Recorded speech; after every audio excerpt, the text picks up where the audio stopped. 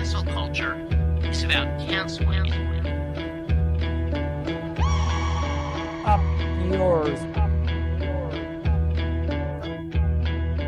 Woke moralists. Up yours. Systematic bullying that's happening. And they believe that Cocaína.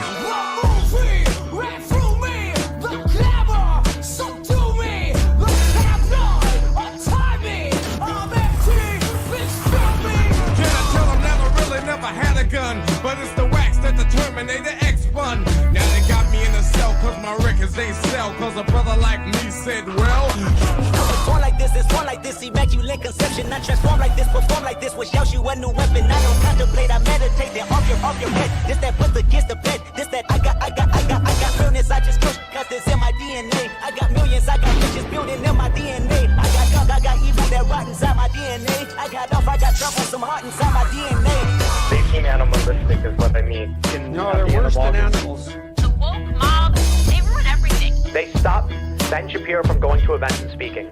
They stop Ann Coulter from doing it. I will never surrender even a single inch of ground to a pitchfork mob. You never cave to the mob. We will never bow to the mob. Ever. No matter what.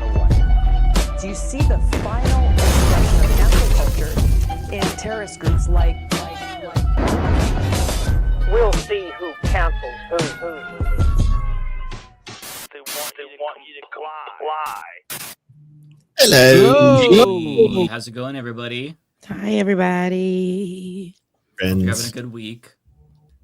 Hi, all. How you doing? Lance is here too. Welcome, Hey, Lance. Lance. Was I not here before? Oh, because you guys were backstage. That's true. Happy Halloween, everybody. Happy Halloween. Happy Is everybody Halloween. going trick-or-treating? Spooky. It's giving Yes, Halloween in your background. I got the orange lights on today. It's very festive, Lance. I love it. I loved Lance's video on scary movies, the top scary movies of 2025. It was really, really good. And he saved me $6 because I was going to rent an astronaut. But now I will not. I don't watch scary movies. I am not a fan because I'm the type to think of me as the victim in the story and the person that dies, and then think how that's like so real. I go to sleep, I think about it. I like, and I'm too scary. I live alone. I'm just scary. Oh, well, that's understandable. Yeah, because especially if you're watching something like a slasher, and you're living by yourself, you'll just psych yourself out. There was this one movie I can't remember. It was long ago, years ago, and I can't remember the name. The Sixth Sense? No, I don't think that was it. It was whatever. I think The Fourth Kind. No, this one of them where the lady lost her baby, and it was like alien recordings, and her man killed himself, and everybody in the town was killing themselves. This is true story. Oh, that sounds familiar. I think I've seen this. I don't know what it is though. Is it the I don't know. Let me see my chat notes. But it was like one of those movies, and I went to the movie theater. I was in college. I went to the movie theater. I thought, okay, let me go watch it. Baby, I left that movie theater thinking, my goodness. So they had like videos, like actual videos from what happened in this small town. I think the lady was like a psychiatrist or something like that. Her man ended up killing himself, and the whole town started having incidents of that. And it had like videos of people levitating and stuff. I said, that is the and it was actual footage, and then real recordings. When it's real, I'm like, I wish I never watched it, and it has never left my mind. And those things shape how I'm afraid and scaredy cat till this day. So I'm like, I don't want no parts. I watched a bunch of scary movies lately. I watched Scream 6. I did not know that you apparently had to watch Scream 5 before Scream 6 because they reference it the entire time. So I'm like, okay, I'm assuming something happened beforehand because Scream 6 was available on whatever platform we were watching it on. So I'm like, sure.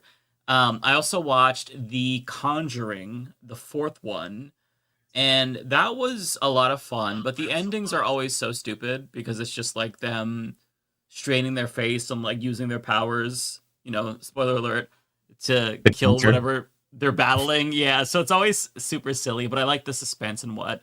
I forgot what else I watched. I watched something else too that I liked besides Weapons, which was obviously amazing.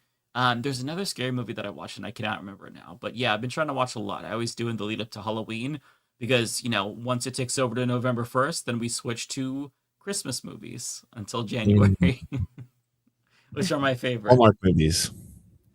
Specifically the romantic comedies on Hallmark. Those are the best. Oh, I love me some. So I always, I'm a Hallmark girl. Listen, those help my nervous system pull it down, help control it, relax it. I start in I started watching, I look for fall movies, right? So in November, and they have like far a little bit, they don't have much, but it'd be the same 5 every year.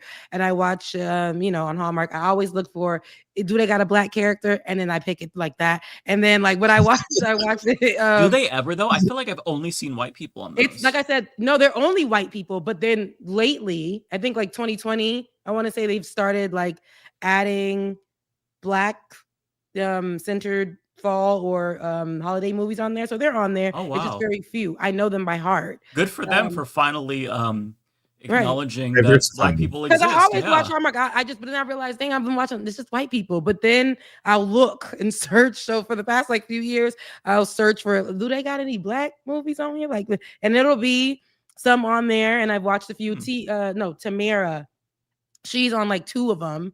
Oh. Brandy. No, that was Netflix. So Brandy had one on Netflix last year, but they got to be cheesy. They got to be cheesy. They got to have where it's like, now that did not happen, but it still feels good. It's cute. It's fairy tale.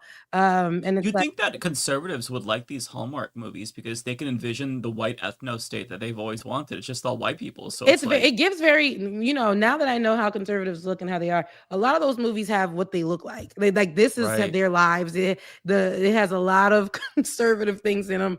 I'm like, I need to, you know, try to remove my mind from that. But I'm like, who made this movie? Where's the background on it? Who's the director? Probably AI these days.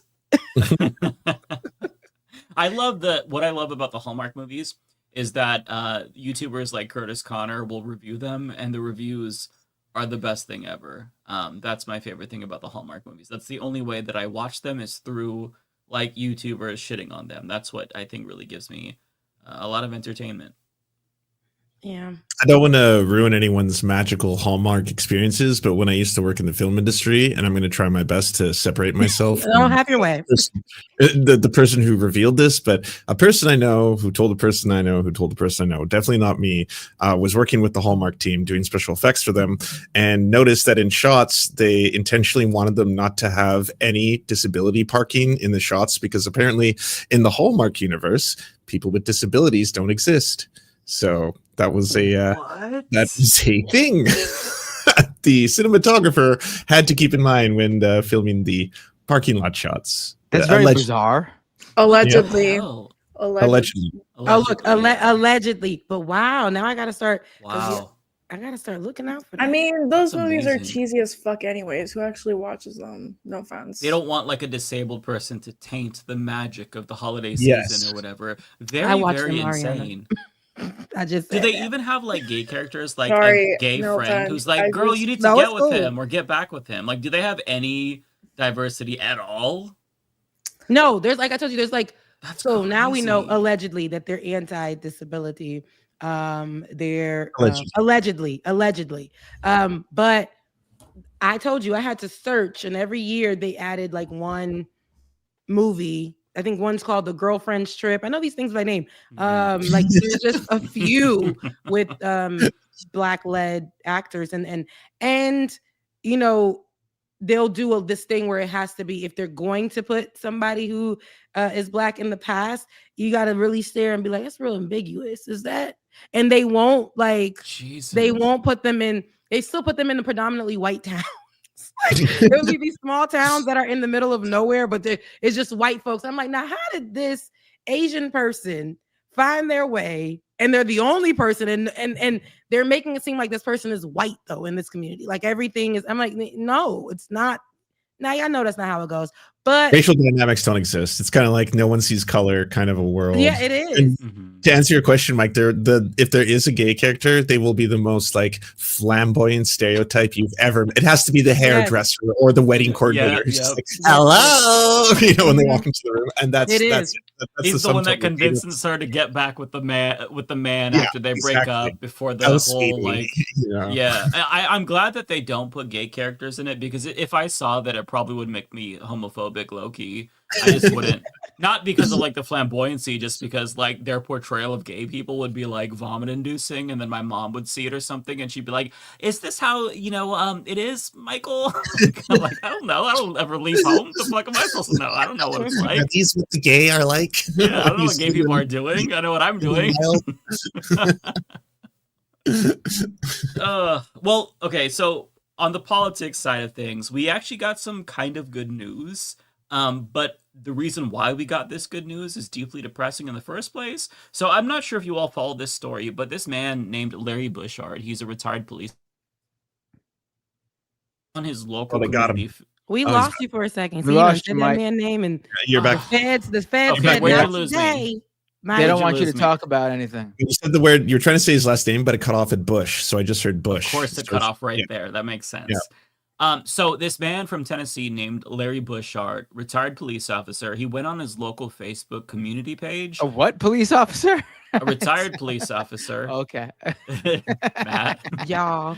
And so he was posting a bunch of memes about Charlie Kirk, just like shit posting, and he ended up getting arrested and spent 37 days in jail, just released, I believe, yesterday. I remember because the meme in particular that he shared, it was a quote of Donald Trump saying we need to move on. This was a quote about a school shooting. And so he was basically creating this hypocrisy burn of Donald Trump, who's we need to move on with Charlie Kirk. That's like the point. That's the gist of it.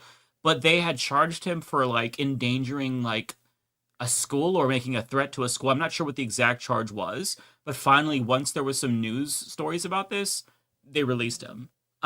This is insane because I didn't think that we would get to arresting people for memes until like year 3 of the Trump administration, but here we are. And I do have a news report if you guys wanted to learn more about this. This is a local report, and thankfully they did this report because it's crazy. It's such a surreal story where it's like, you hear about somebody being arrested for a meme, and usually you look into it and there's something a little bit deeper about it.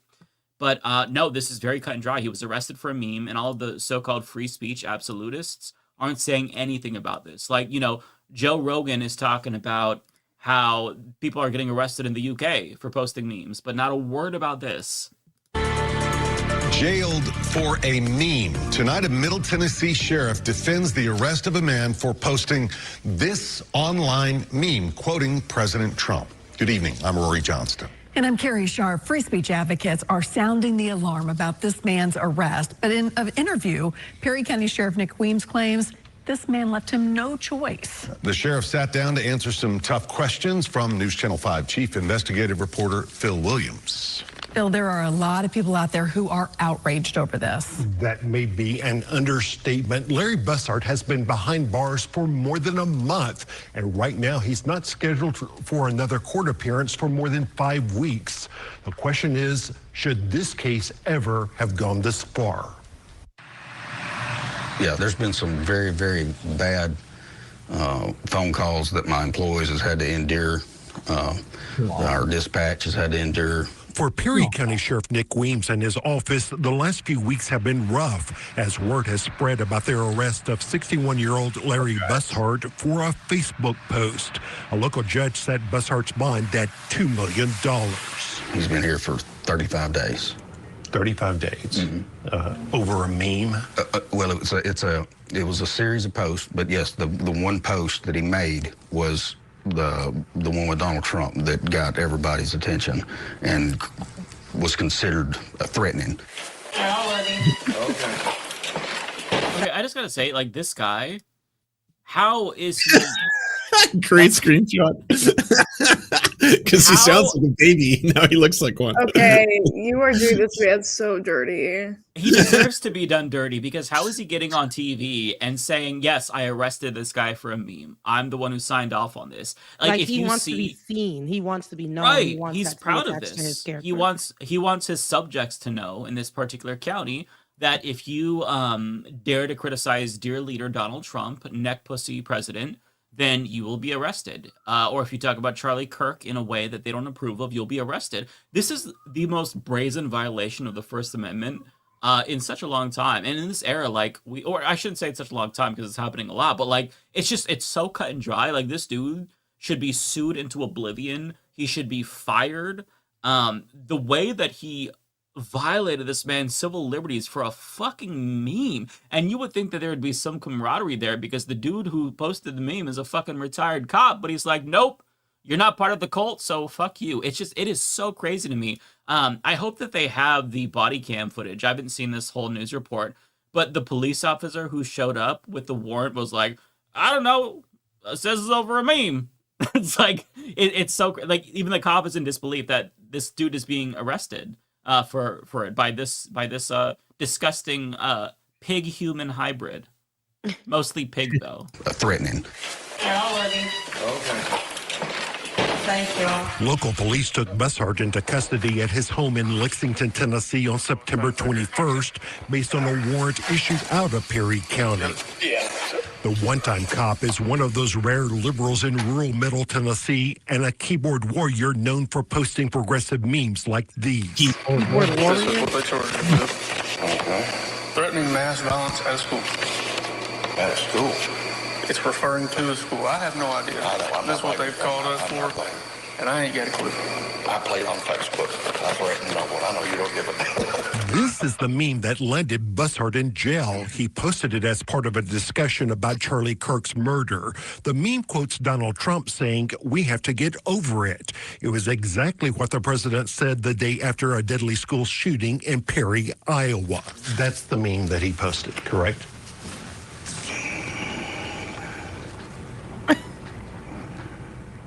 That looks like it, but except this part was blurred out. This the fucking face. dipshit. Where is the threat in there, Sheriff? America's finest. Sheriff Weems says some in his community took the reference in the Trump meme to Perry High School to be a threat to shoot up Perry County High School, which had recently had to deal with a threat from a student. Whenever you come to a Perry County page, okay, that is set up to let people know what's going on in Perry County, and you post this talking about Perry High School shooting. It doesn't say Perry County High School. It says Perry High School mass shooting one day after, okay? That led people to believe in our county that he's talking about Perry County High School because it doesn't say Iowa either. But you also knew this was an existing meme that was already out there on the internet. Correct. And so it's clear he's not talking about Perry County High School. We knew. The public did not know. No one even replied to that one meme. The meme that's in question here. Okay, he's admitting here that he arrested this man for no reason. Also, the guy afterwards said that nobody even replied to it. So they just like plucked a random ass meme out of obscurity to arrest this dude. There were other memes that were much more spicy than the one they actually arrested him for, none of which should get him in trouble, obviously.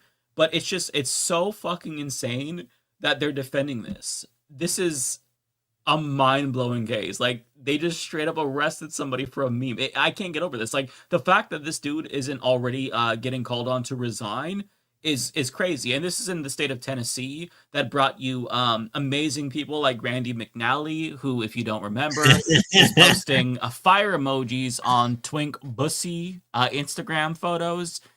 This is somebody who voted to ban drag. The whole state tried to ban drag. The governor was also in drag. So, I mean, this whole state is run by a bunch of fucking ignorant fools. And now they're arresting somebody for a fucking meme claiming that he was going to shoot up a school when he was just quoting Donald Trump. Like, if you could be arrested for a meme quoting Donald Trump, like, they will make up some bogus bullshit to arrest you for literally anything. It's crazy. And it's clear that even though the sheriff is playing dumb, they're just trying to make an example out of this dude to get everyone else scared and to get them to acquiesce and just not criticize, President Neckpuss or Charlie Kirk or anyone on the right. No one said this is a threat against our school. No one even mentioned it. Chris Ergel from South Carolina heard about Bushart's arrest and started a Justice for Larry Bushart page on Facebook. A reasonable person cannot possibly interpret that as a threat. So I'm not sure what he's reacting to. I think it might be his own feelings. So why not just inform the public that this was not about Perry County High School? Because here's the thing, whenever you're dealing with something like this and you've got multiple people that is now scared to send their kids to school. Oh, shut up. We tried to take a different approach and go and speak to this guy and say, hey, look, this is what you're doing. Freedom of speech, you know. As Bushart's wife explained to police, he saw nothing wrong with what he had done. That's what I'm saying. I'm not saying you did or did not commit a crime. I may have been an asshole, but that's not illegal. All of this could have been avoided, the sheriff says, if Bushart had just deleted the meme that people in Perry County had found so objectionable. Whenever we sent Lexington Police Department out to speak to him and he refused to do that, I mean, what kind of person does that? What kind of person just... What kind of person sends the police to his house for a fucking meme? I mean, I just cannot and get who over sent this. the person? And who sent? That would be this pig right here who is claiming people are outraged, but he's the only person who's outraged. He's the only person who's claiming So that this he's is taken as seen a the threat. meme and he thought, let me jump on this and let me go pick up this former cop because he's not in alliance with how we're supposed to think. Let me go pick him up. I'm sorry. I'm so sorry. Rebecca, go ahead. No, baby, go ahead. This feels like a lover's quarrel. I'm sorry. Maybe he fucked his wife. Like, I don't know. There just has to, I just refuse to believe that this is like it. You know? I hope that it's a lover's quarrel, and I hope that this guy's wife got fucked by the Busmaster. But if it's not, and it's as cut and dry as it seems, then this dude better sue the shit out of this police department. I was like, get the coin. Yeah, he better become a multi-millionaire because that is not okay. It's just giving like a personal like cop on cop vendetta. Maybe Like he was waiting for it to be him. Right, and exactly. This is the moment. Exactly. Maybe they're lovers. Maybe one of them loves the other one's wife. Maybe, I don't know. Maybe one of them gave someone a parking ticket. I have no clue. It's just, I just feel like this feels personal. Like this, and I'm only saying this because I am I'm a reformed petty woman. So like, it just sounds like, you know, if someone were to piss me off enough, you know, when I was like maybe 20, it sounds like something that I would consider doing. You know what I mean? Mm-hmm. I didn't think that until you said it. Now it's all I can think about. Like, Yeah, I think that- there's a chair involved or something. That makes here. a lot of sense. Yeah. And you can tell just by looking at this guy that he is immature. He never mentally matured past the age of like 14, if we're being I was generous. going to say 6. I mean, yeah, it could be something like that. That would at least make me feel better. It helped me to cope, you know, knowing that somebody wasn't literally arrested for a meme. It's just crazy because the way that and to add like some more fuel to your theory, Ariana, the way he like is incapable of defending it, like he's not very smart, obviously, but you think that he would come up with something better. Like, oh, I got an anonymous report from somebody that felt like their kids were in danger. But he's just like, he's fumbling. Like he can't even articulate any legitimate reason why this was perceived as a threat to anyone, especially since nobody saw the meme and even interacted with it on Facebook. It's just very suspicious. I don't know. The fact that he said all he had to do was delete the meme makes it seem like it is related to politics more than any personal thing. This is a guy who clearly is a Trump fan and was pissed that someone he sort of knows, I guess, is not, and he wanted to take it out on him because I guess he doesn't like him to begin with. Yeah, I feel like there's more to the story, and I want to find out more. And Yeah. I hope that, you know, Bushart. I like my theory more though. I do like your. No, theory, I mean, I think there's something. I think you're right that there's something more there, but I do think it's probably. I mean, maybe it is a combination of both, where this guy's a big Trump fan, doesn't like that the guy who his wife cheated with just talking shit about Trump and decided that that's how he's gonna get him. Yeah, I mean, I will say Larry has suffered enough. Okay, I didn't know if his name was Bushart or Bushart. Just let him go. Like, let him live his life. I mean,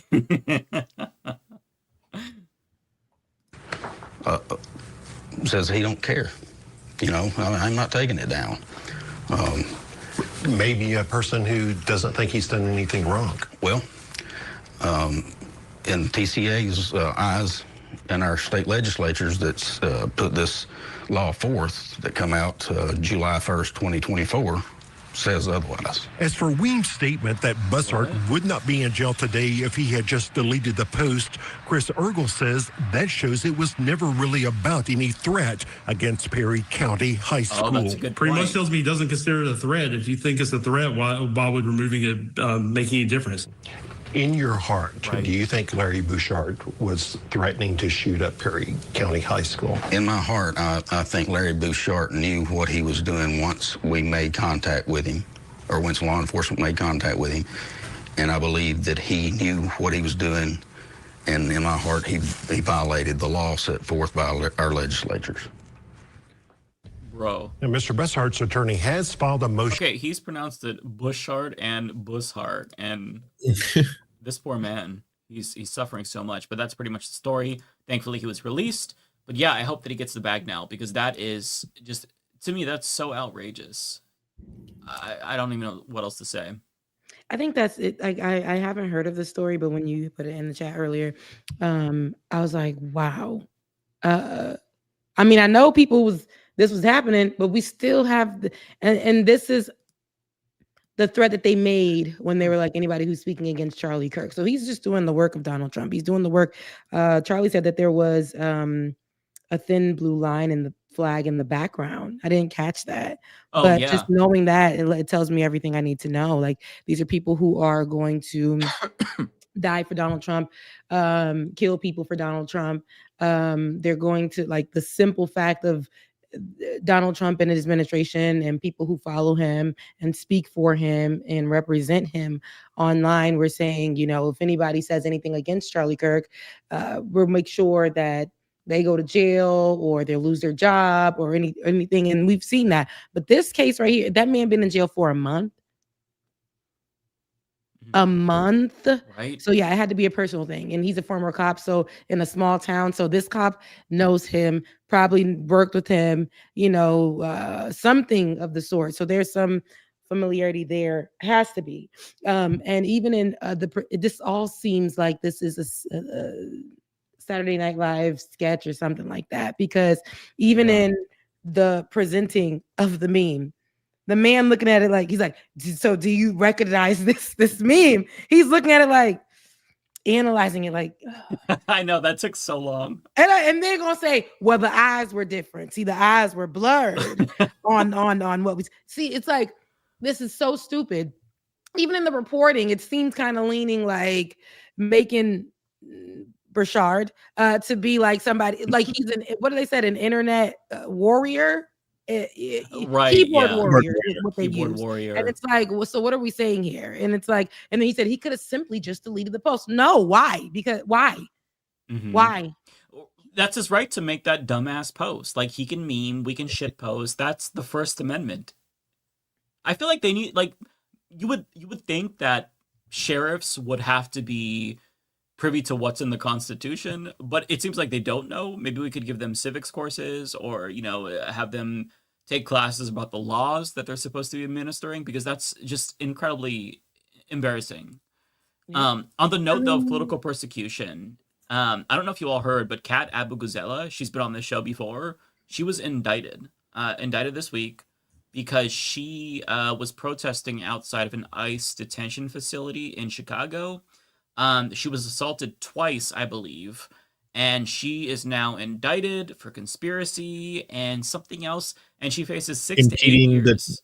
It's for impeding an SUV, I think is one of the charges. Like, yeah, For I what? saw a funny post on Blue Sky that was like, look, no shade on Cat, but like if you think a Labubu sized woman was capable of impeding the travel of an SUV, then like you can't take this shit seriously. I think that they're trying to like lay anything they can on her, and that's one of them, is that she was willfully obstructing the ability for an SUV to travel to do government business, something to that effect, right? Where it's like if you watch the video, she's protesting and a cop grabs her and violently throws her to the ground. Well, sorry, not a cop, a fucking ICE Gestapo, and that's like the extent of it. Yeah, there's an interview. She posted a video on her channel where she explains this, and she says this is political. Here's her comments on Chris Hayes' program about the bullshit indictment. What we have seen at Broadview against protesters is horrible. We've been punched, dragged, thrown, shot with pepper balls, tear gassed, rubber bullets from snipers on roofs going into local businesses' windows, and that's all on camera in public. The reason we are protesting, the reason I was protesting, the reason that I have been federally indicted is because what is going on behind the closed doors of that center is immeasurably worse than what we are dealing with on camera. And that's not fun. Like, don't get me wrong, being thrown to the ground hurts. But our latest eyewitness description of what's happening in the Broadview Processing Center talks about people coming out in stretchers, going into cardiac arrest, being denied water. We've known before that they are denied beds, that pregnant women and grandmothers are sleeping on concrete floors, that dozens of men are in a single cell, held for days or weeks at a time without hot meals or access to hygienic facilities. And so what I really want to stress is the reason we are out there protesting in the first place, the reason that ICE continually abuses people, and the reason that there are people to abuse because they are standing up, is because the most vulnerable communities in Chicago are being terrorized by ICE, and ICE is committing crimes against humanity against them. Yeah, True. That was really well said. And what they're doing oftentimes is you see there's like a line, they'll have this blue line and you're not allowed to cross it, but then they'll pull people over the blue line. There's videos of this, and then start beating them. So what they're doing is illegal. The way that they are violating civil liberties and civil rights, the way that they refuse to identify themselves, refuse to present warrants, specifically judicial warrants signed by a judge. They've been arresting elected officials. They arrested an alderwoman who was simply asking for a warrant for somebody that they were trying to arrest in a hospital, who was there in the first place because they were actually injured when ICE was trying to arrest them the first time because they're so brutal. They have been reprimanded by judges for using chemical weapons against protesters without giving proper warning. Like, there's all these protocols that you're supposed to follow, right? Like, you should never be allowed to tear gas American citizens. That is a chemical weapon. But you know, if you're going to do that, then you have to announce it. You have to give 2 verbal warnings. They didn't do that. So the entire agency is lawless. They're violating people's constitutional rights, including the constitutional rights of immigrants, which they do have. Everybody has constitutional rights. If you're in the jurisdiction of the United States, you have rights. And everything that they're doing is illegal. And as she said, a crime against humanity. So what they're trying to do more and more is cook up charges against activists to try to dissuade others from joining the protests. I don't know if you all saw, we didn't cover it on the show, but a few weeks ago, maybe a month or so ago now, there were some Code Pink activists who disrupted a dinner that Trump was at and accused him of war crimes and crimes against humanity for supporting a genocide. And now, I believe it's DHS, they're trying, or not DHS, the DOJ is trying to bring RICO charges against those people, as if they're fucking members of the mafia. So they're trying to scare the shit out of people to get them to acquiesce, to get them to back down and not protest. And it's incredibly transparent. So that's what I think that these charges against Kat are about. They're indicting her, and, you know, she's facing like a max of 8 years in prison, I believe. So that way you see that and you think, oh, okay, well, I was going to protest, but now I'm not. And that's literally what this is about. It's authoritarianism 101. You make examples out of people, so you scare the rest of society into compliance. It couldn't be more cut and dry. Yeah, it's this empowering ICE to be bigger, and the fear mongering for people to be afraid of them. It's getting out of hand. The first case, what were we back in May when LaMonica McIver, I believe, she went to one of the facilities and also indicted on charges that she pushed. Remember, she body slammed the ICE, and this did not happen. This is not alleged.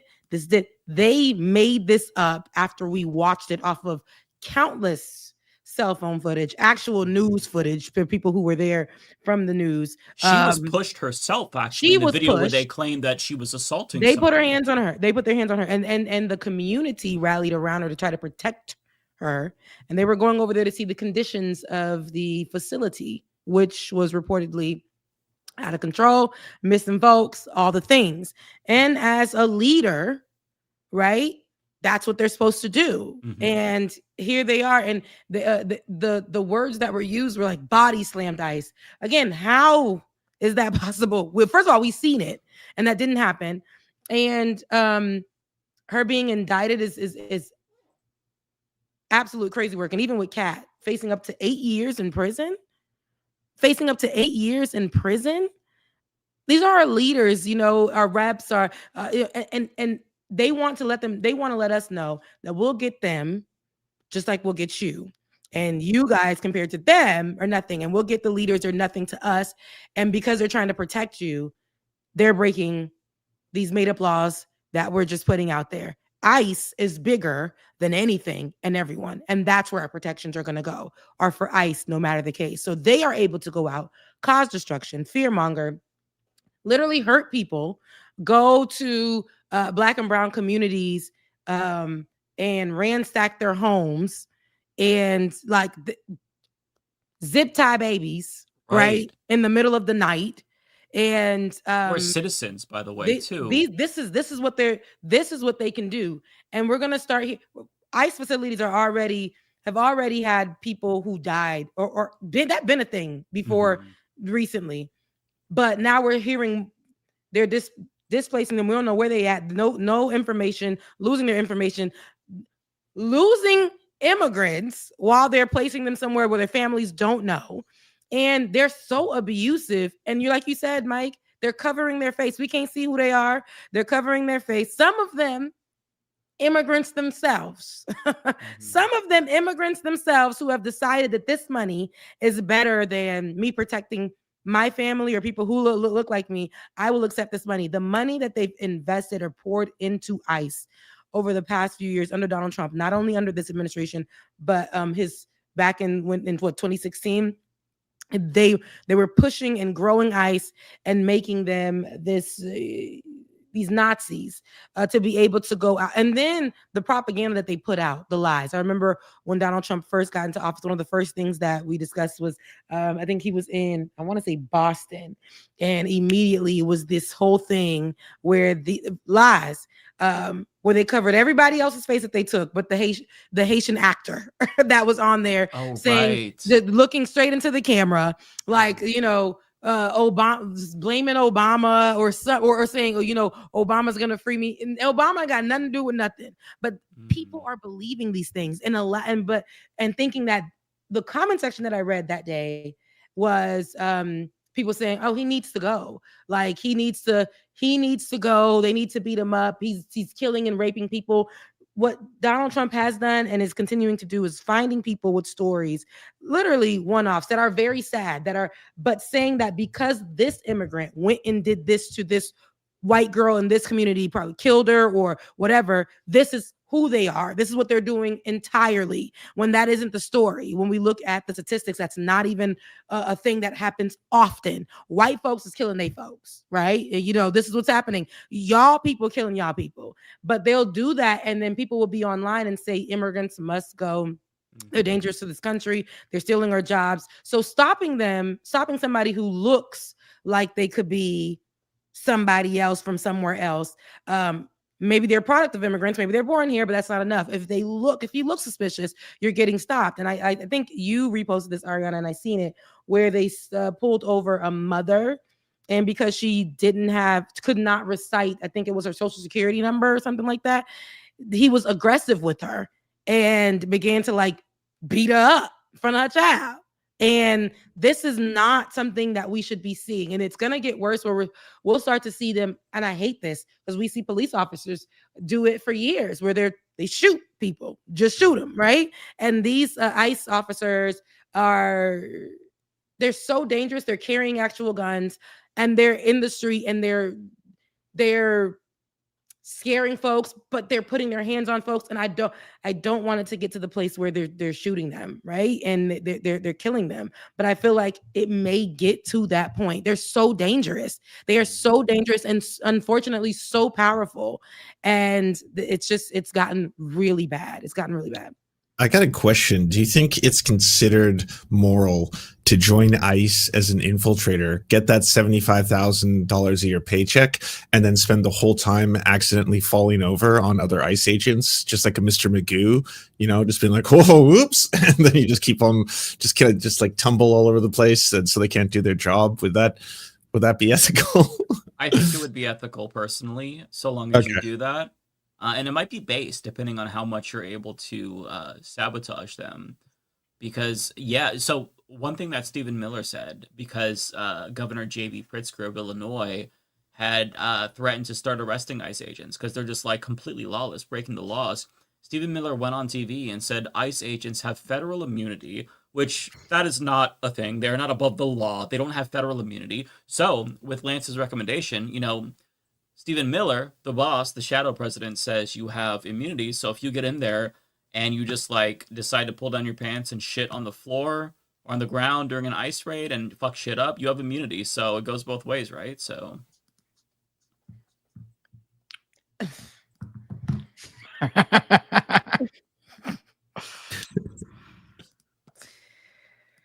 Yeah. Okay. I do have more videos. We have some more lighthearted stuff because that was all depressing. So I don't know if you all saw any of the parodies that the Israelis have cooked up. They did one about LGBTH, like lesbian, gay, bisexual, transgender Hamas. I think we talked about that on the show before. It was basically a parody of the Gays for Palestine, right? It's so bad at comedy. Yeah, the Queers for Palestine originated in Tunisia, actually, which has a really big LGBTQ community. And then they were basically saying, oh, this is how the whole talking point of they would throw you off a building, which is fucking stupid. But now they have a new parody out. I don't know who made this, but this is a parody of Zohran Mamdani, and ironically, they're shitting on him because he is anti-Semitic, but the parody itself is very fucking racist, expectedly so. Let me share this. I don't know. More people haven't talked about this. It is, it's interesting. Oh my God. Yeah. Is that a person in brownface? That's brownface. Yes, that is brownface. Oh my God. Yes. Very surprising to see this kind of racism from Israelis, but nonetheless. Hi, I'm Zohran Mamdani, candidate for mayor of New York City. To my Jewish friends and neighbors, shalom. Let me start by wishing you all a happy new year, or as you say in Hebrew, intifada tova. Cut. It's Shana Tova. You said intifada. I did? Yeah. Okay, let's do it again. And action. Hey, to all my Jewish New Yorkers, tonight we celebrate Rosh Hashanah with a festive family dinner and dance joyfully to the beloved song, Jihada, Nagil Jihada. Cut. I'm pretty sure it's Hava Nagila. So bad. Of course. Action. I want to reassure you, I embrace all cultures. I love bagels, and I also love Hamas. Hummus. Hummus. God. You just know the writer's room. You can hear it. It's eking out of the sketch, right? Like, what if every time he was about to say something, he said something like related to terrorism? Oh, that's good. Yeah. And then he does it again. Oh, that's so good. That's so good. Yeah, play it. Just the same fucking joke over and over again. It's so bad. Let's keep it going though. I want to see what else they got in store.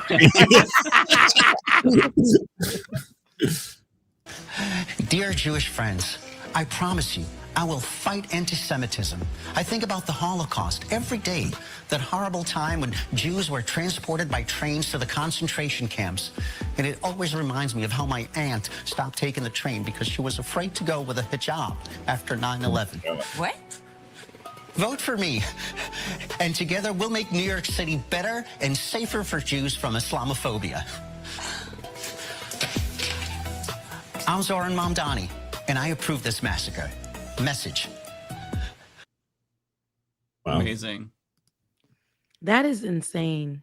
Who Cuomo is just this won the guy? election. I need to know who this guy is so I can ruin his life. Yeah, I want to look up what he looks like without the. I want to see just how No, dark. I need to figure out who that man that is. brown face is. So because it I want is. to ruin his life. Let me share the screen. It is from Ruin his life for him. Israel's channel 12.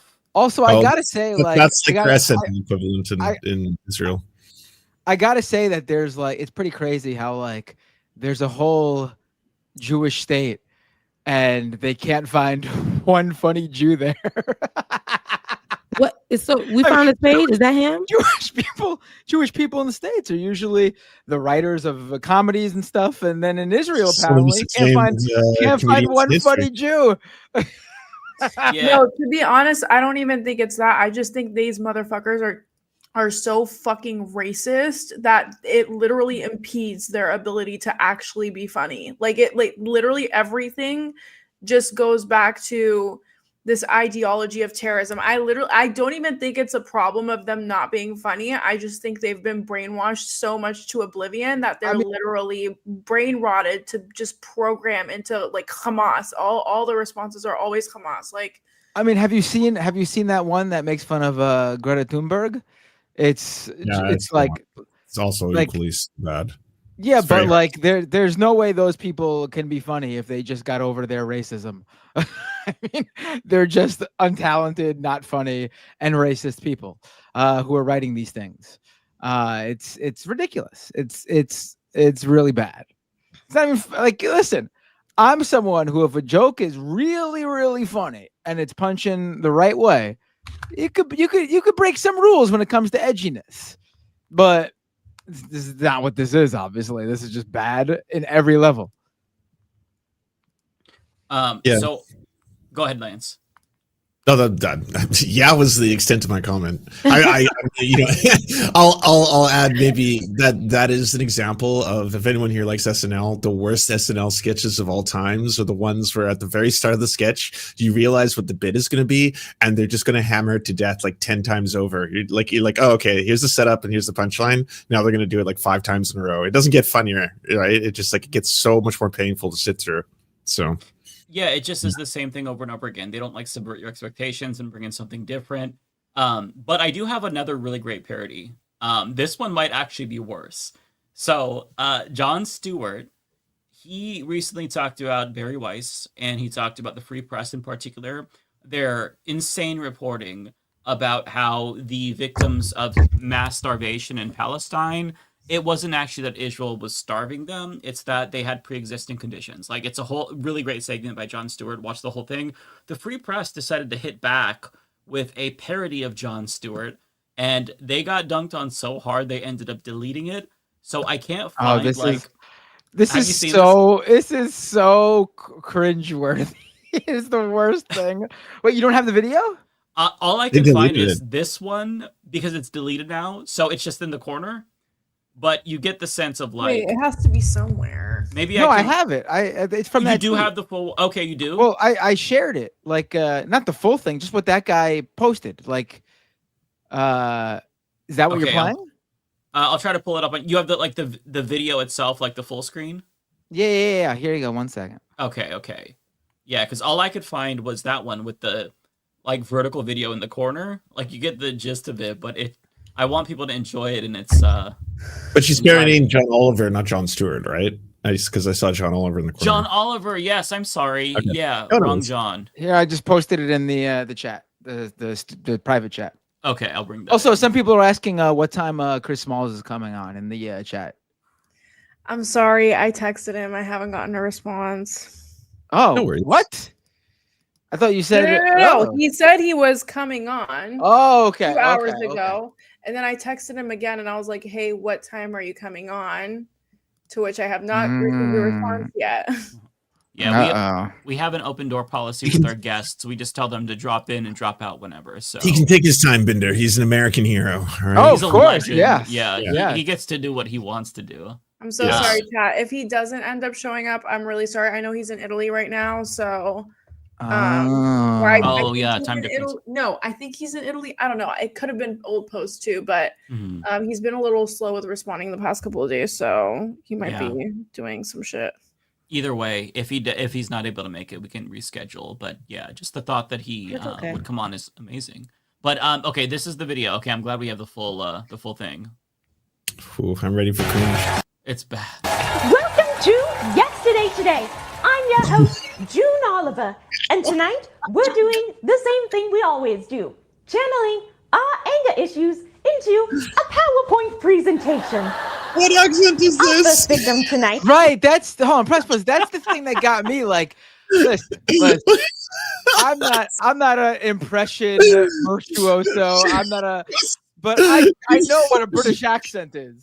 Does she think John Oliver's a Looney Tunes character? Like, she sounds like a Muppet. She's doing a Muppet. It sounds like she's like, "Hi, I'm Elmo." It sounds like Elmo. Definitely. I'm John Oliver. Hi, look at me. I'm British. I can't believe that she watched this back. It was okay. She was like, post it. I would be crawling in my fucking skin. Again, people, this woman is one of the Free Press's star reporters. This isn't some like online influencer who's got no status to worry about. No, like this isn't someone who doesn't need to worry about like people taking them serious. This is the Free Press, whose editor-in-chief now is running CBS News. This is their star reporter. Now, listen, I'm not saying you can't, like, people who are reporters can't do comedy or fun and do something else, but like, you also got to be good at it if you're going to do something like that. Yeah. And this is just not it. This is just really bad. This is not funny, nor is it a good impression. This is just, I don't know what you're thinking that it even, listen, I can see like doing this, watching it back and going, this must never see the light of day. What was I thinking? The fact that I got this far, that it was edited and accidentally posted, that it even made it to being uploaded to begin with, is insanity. And bro, we're 16 seconds in. This goes on for 1 minute and 40 fucking seconds. How crazy is that? Okay, I'll press play. This is, oh my God, trigger warning. Get a load of this fatty. Is Olivia Reingold, a journalist who recently reported facts that I did not like. I did not like them. Allow me to explain the job of a journalist. As a comedian, this is something I know a lot about. The #1 job of a journalist is to Their whole shtick is that like comedians today are the truth tellers. You can't be going around saying now, oh, this comedian that criticized us, he's just a comedian. What does he know? I mean, this whole, like, these guys are the same people who are like, oh, check out this this amazing interview. Joe Rogan has just blown the minds of everyone with this amazing thing he uncovered. These guys, give me a break. And it's ironic because she's implicitly saying here, oh, well, you know, John Oliver is not a journalist. He's a comedian. I'm a journalist. As she tries to do comedy. Like, okay, if you want him to stay in his lane, stay in your fucking lane. Well, she's clearly making it clear that she, even if she doesn't want to, she stays in her lane. She literally cannot leave the lane no matter how much she tries. She's in an autonomous vehicle trying to take over the wheel to get into the comedy lane, and that car's like, no, we're not turning. I'm sorry, you can't do this. I'm just seeing this caption too. Do not mess with June Oliver. Yes, because she's so like, she's such a firebrand. Like, this character is so edgy. Like, what am I watching?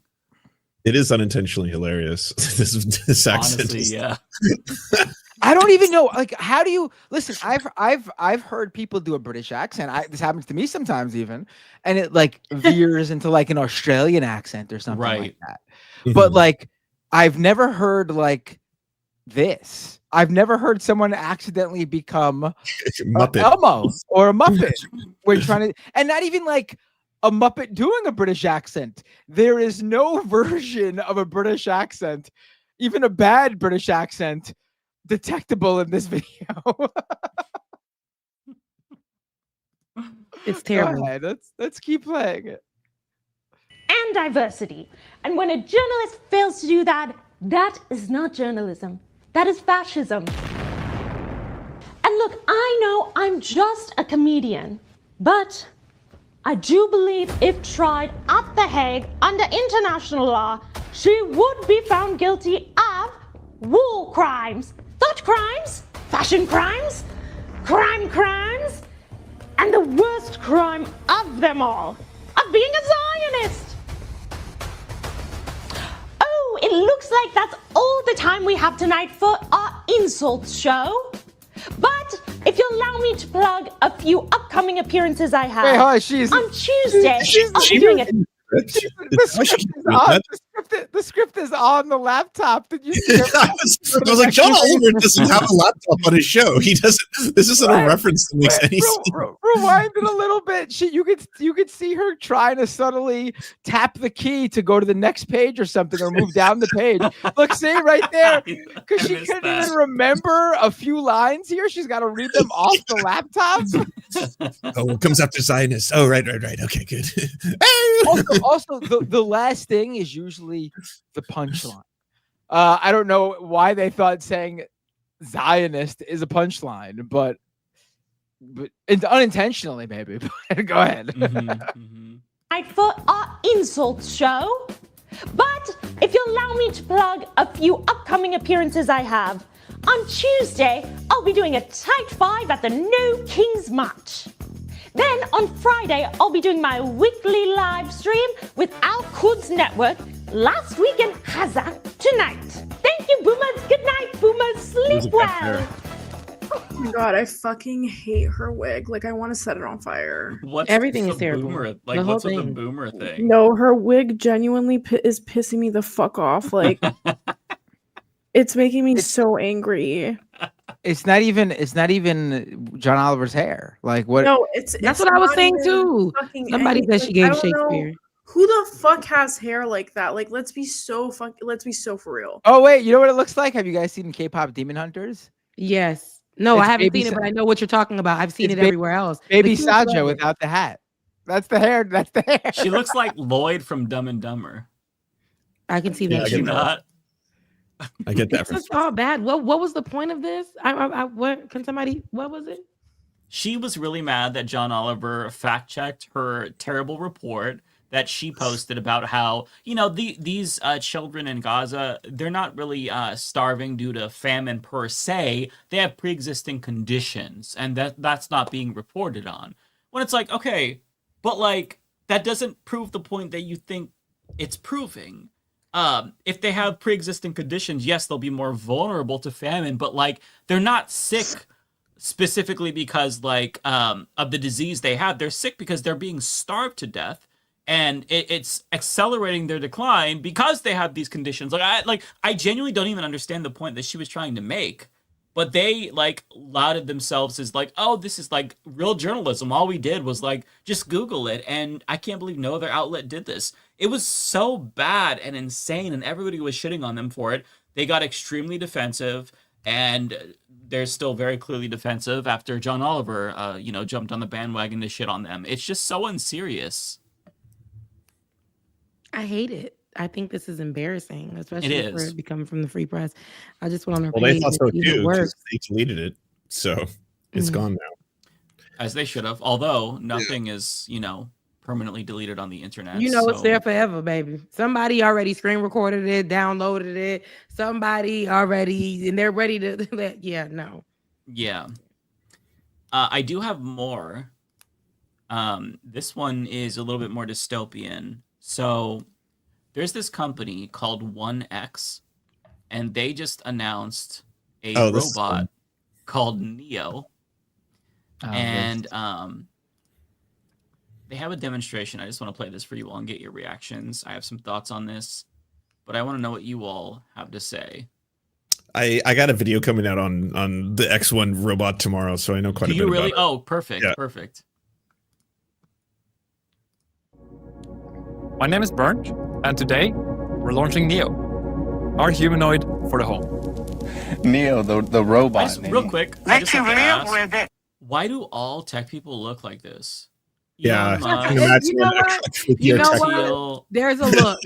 There's a look. Oh, yeah. And this Doesn't matter what country in they're the, from. I don't know. This is in the department of what they look like. They There's all a look look. like degenerates. right? They all have that look. If you look at if you take Peter Thiel, Elon Musk, this guy, all the Altman. other Sam Altman, and just like blend their faces together, like it's the same type of Look, person. this guy the looks like archetype. iRobot. Like it's giving. You obviously iRobot. This guy looks like a robot. Yeah, it's Why? Why do they look like this? Why do they look like? What is it? Like, do they like? I think it's a mix of ketamine and having a thirst for human skin, like whatever That's that what it's aesthetic for. is, you know, like there's whatever it is, that's what they all seem to have going on. So this is a robot you can have in your home if you're rich. My name is Bernd, and today we're launching Neo, our humanoid for the home. Neo, the robot, Nene. Let you live with it. Yeah. You just now telling me? Well, what does it do? Like my chores, I just leave and I come back and they're all done. Are you kidding me? No. I love how they start by telling an old lady about it. Bitch, she doesn't even understand how to open a PDF file. You're gonna tell her about a robot? Like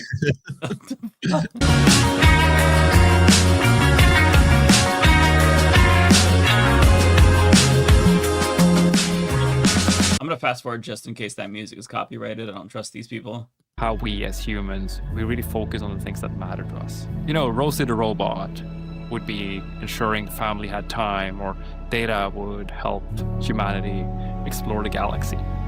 And I really hope that when you get your Neo now, we can help give you back some of that time. It's So you just can really giving a spend it horror on film. what you feel is very meaningful. Oh, it gets worse. Ain't no sunshine when. Okay, copyright. Let me skip ahead. Just for anyone who doesn't know, you can order them right now off the website. They cost $20,000, which to me at first that might sound like a lot of money, but I was like, well, I mean, what they're selling it as is basically a robot in your house that will do all your chores for you. They'll cook, they'll clean, they'll do deep cleans, they'll take care of your grandparents, they'll do everything.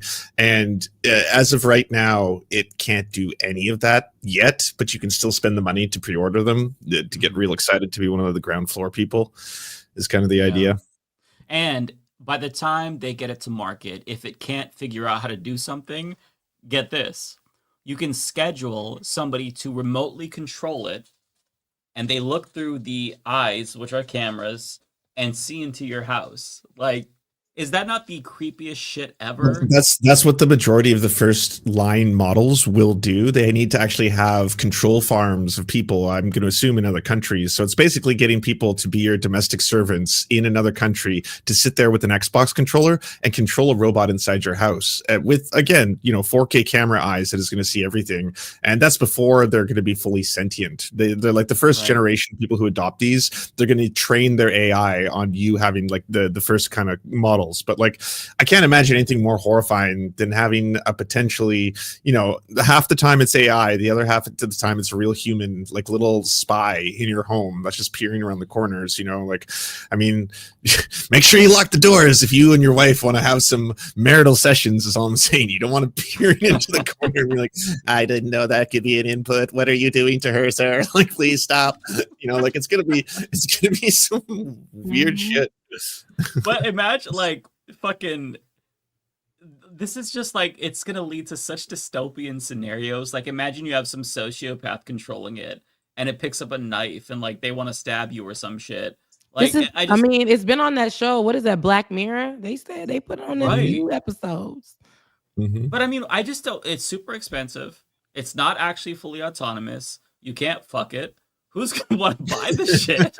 And like, why would you want like this in your home? It's like scary, and it could turn on you at any moment. Imagine though, it is somebody human controlling it just to have access to your home or hear information, and they use it. You're part of the research, right? And they're using that on how they're gonna put more or how to get them in other people's homes. All of those things, those are valid thoughts. Like, why would somebody do that? And then if it trips and it goes off. We've seen movies like that. And again, I've watched shows that are dedicated to that, like in Black Mirror, very specific, very, very just like this, like these moments, and people begin to buy them. They're using their last to put them in their homes. Rich people too, they always like to push the envelope, get the best and get the latest and just be the ones that have it. And then what if it does like have a glitch and grab, like you said, grab a weapon to hurt you or start talking to you crazy or hurt your baby while your baby is sleeping. Their contingency for the weapon thing is it's very weak and it can't even crush a walnut with its hands. They show you that, like he tries to break a walnut with his robot hands, and they're like, so this way that he'll never be able to strangle a human neck because he can't even crush a walnut or something like that. Yeah. But if they take like a butcher knife and they just hold it up really high and drop it on your head, it would still cut you if it lands like. And to your point, I mean, they can find a way. Life finds a way. Yeah. I'm sorry. If you have this in your house, this is natural selection. Like, I don't know what else to tell you. True.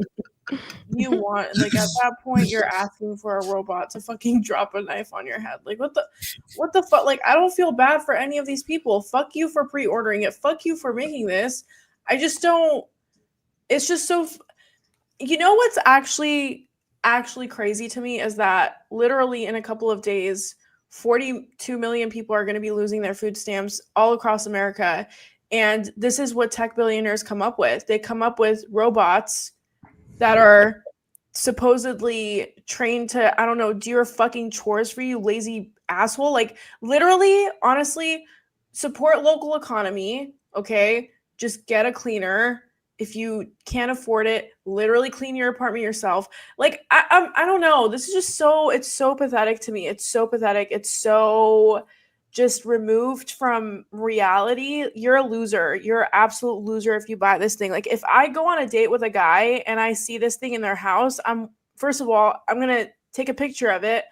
I'm going to take a video of it. I'm going to post it on TikTok and Instagram. You'll take a video of you too. Block you because you're a loser. Be so for real. I wouldn't even make it inside the house. You tell me you have that. I see that in your house. I'm I'm out. Like, no, that'd be blocking you. My block ministry is real. You won't find me. Like, I don't want no parts of it. Well, and like, imagine if you have a cat. The cat's gonna try to trip this thing at some point. If it falls on the cat, that's pretty heavy. It's gonna hurt the cat. And I don't believe them that they want to make your life better. Like, if they were able to pull off what they say, which is to make it fully autonomous, these motherfuckers are going to replace workers, period. That is the end goal always. It's always about capital. They know that, like, regular consumers aren't going to pony up $20,000 or $500 a month alternatively for a lifetime subscription. So they're going to sell this to corporations. It's going to be like another automated thing where they stock shelves. They already have robots stocking shelves in certain Well, I was like, there's already robots that do that. There's Amazon plants that have fully autonomous stalkers now. Right. Yeah, and to Ariana's point, the majority of these big tech companies, if you look at the list right now, they are doing hundreds of thousands of layoffs. Like, it is a historic amount of different, like, what was it? Amazon's trying to do, I think, 40,000. And you go down the list of every major company, they are slashing thousands, tens of thousands of workers' jobs. And it's not as if they're like taxing any of this to be able to, like, give people stability or to move on to another profession or have any kind of, like, we're basically living through the next great work transfer shift in the same way that, where there was like the initial automation industries and the Luddites, and then after that there was overseas and shipping jobs overseas to other countries where labor was cheaper. Now you're seeing that, like, they're realizing they're trying to replace vast amounts of their workforce with just shitty ass AI alternatives to everything. And it's an arms race to get there first. Mm-hmm. Yeah, it's scary. It's really dystopian. They have a couple of autonomous things that it can do. So I would highly encourage everybody to watch MKBHD's video on this. He talks about, like, the problem and how they're basically selling you an idea but not an actual product. and anyone who buys this is going to be beta testing it and basically doing programming for them because it's picking up all this data on what's laundry, how to fold a shirt or something. And then there was also a demonstration with a Wall Street Journal reporter, and the entire time it was just somebody with an Oculus headset controlling it. It wasn't autonomous at all. But the things that they apparently can do is going to be shown here, which it looks so fucking useful for 20K. Yeah, I don't want to ruin it, but the fact that like they couldn't even do the most basic of tasks. It was like put 3 dishes in the dishwasher kind of shit. This is like my favorite part because they act like this is so like incredible. Let me just press play here. I had to have you all see this part. All right. Yeah. Hey, Neo! Can you get the door, please?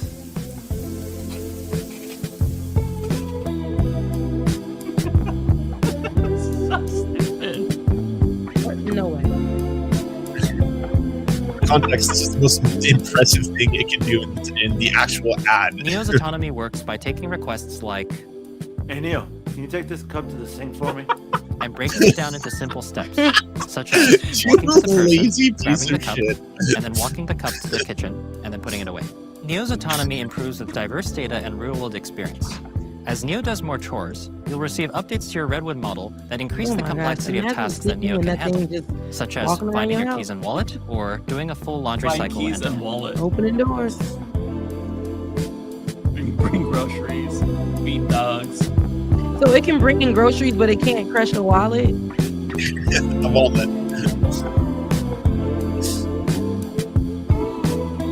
I don't trust nothing. I like how he's just standing.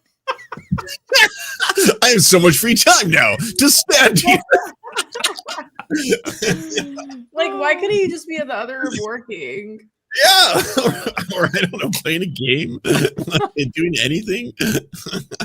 And why is it putting like where it's not near the closet? Why is it trying to put the hanger in this thing, this shirt, jacket, whatever? Like it's gonna walk all the way to the like. This is gonna. It takes 5 minutes for you to just put your fucking clothes away. It's gonna take 2.5 hours. By the time it's done with your laundry, you have to charge the battery. I just genuinely do not understand what the utility or value this would be. Like even if it was fully realized, bro, just put away your own dishes. It takes like 5 seconds. Put away your dishes. If you're gone from the house and it could actually do like a deep clean, that would be nice. Because like I don't have maids. I cook and clean I cook my own food. I clean my own house, right? So like I could see like if you left the house and then you came back a couple hours later and the whole house had been like freshly deep cleaned, that would be nice. But like at the expense of having a 24/7 online camera, knowing that there's a person maybe in like Pakistan on an Xbox controller doing it the whole time, like that's grotesque. Like that's such a nightmare scenario. That's like that's worse than it just being actual AI, you know?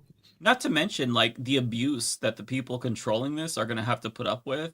Like some American household and like somebody is like, hey Neo, come here, and then like the robot walks in and then somebody jerking off. Like you know that's gonna happen. Like you know it's gonna be rife with abuse. People are sick. People are perverted, and if they know that there's like a human behind those eyes, they're gonna get some sort of a thrill out of it. It's gonna turn into some sexual thing. I cannot conceive of a world where this is a good idea. It's like in the sci-fi world, like with the Jetsons, cool, but the practical use of this, it's just non-existent to me. Like you said, Lance, I could understand like, oh sure, if you come home, it's nice, but I mean like. Just get a fucking those little robot vacuum cleaners. Even those aren't great though, because the one that I had, like it got stuck on. I bought a cheap one though, so maybe that's a problem. But it like got stuck on every single thing. It vacuumed up my dog's shit and almost destroyed my fucking carpet. I just feel like doing it by hand, doing things by hand, that's part of the human experience, and we should embrace that instead of just letting like a robot do this and it's like take our jobs. At $20,000, this is for extremely high-end consumers who want a novelty and to be the first adopters, right? Like no one's spending the cost of a car on a machine that can't even put away the dishes. Like you can't do that yet, right? Like when you see the tech demo, it barely gets like 2 or 3 dishes in. That takes like 5 minutes, and you know it struggles with that. Like if they sell it, that like eventually it's going to be able to cook and be able to clean, and it's going to be able to walk your dog and all this kind of stuff, right? Like it can't do any of that yet. It's all just a prototype. Right. The only way I could see something like this catching on is if you put a fleshlight on it. then people would buy it. You can't leave the sexual angle. Because that's what's gonna happen. That's gonna be the first fucking thing that's gonna happen. Like, if you go back to technology, like VHS, Blu-ray, why did those pop off? Porn, because they were adopted by porn. So, like, if you put a pervy angle to it, then, like, the rich perverts will buy it. Other than that, I feel like it's never gonna fucking catch on.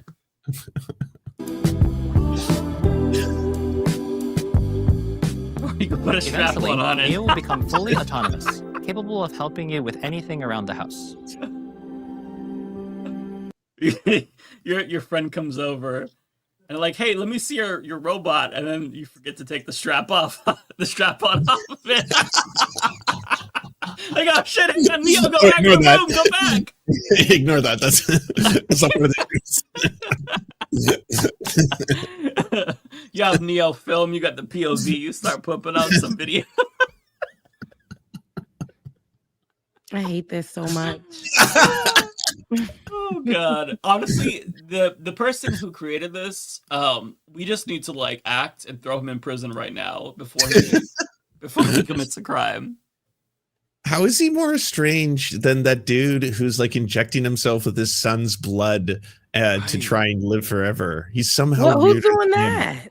There's a billionaire or multimillionaire who's like, I have the body of an 18-year-old, and he's like 46 years old, and he's doing all this like super expensive biohacking and stuff like that he's constantly saying is making him look like younger. He looks exactly his age. Like every time I see a photo of him, everyone's like, oh my god, I can't believe how long he looks. He looks like a 46-year-old, like an in shape 46-year-old. That's what he looks like. He doesn't look like some miracle of nature, but he's actually been getting, like, he takes his son's blood and plasma and injects it into his own body to be like, I literally have like the organs of an 18-year-old and weird shit like that, where it's just like, what the fuck? It's weird. It's weird. Rich people do weird things. I told you, they'd be the first ones to buy this robot and be doing all the weird things that Mike was saying. I'm not wrong. Like, I know they would do this shit. Like, human beings are twisted. What's this guy's name? It's Bryan Johnson. Is that his name? And how old did you say he was, Lance? I think he's 46. Okay, we're gonna see if he looked 46. Ain't he white?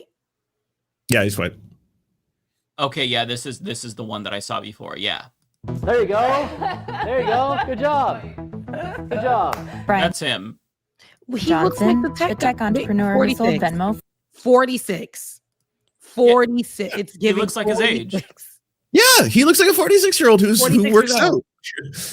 Yeah, you don't have the body of an 18-year-old. I'm sorry. Like, that's just, it's, I don't want to have to be the one to break your heart that all these years of drinking your son's plasma did not turn out like the way you wanted. It's delusional. You just look 46, brother. Give your kid back his blood.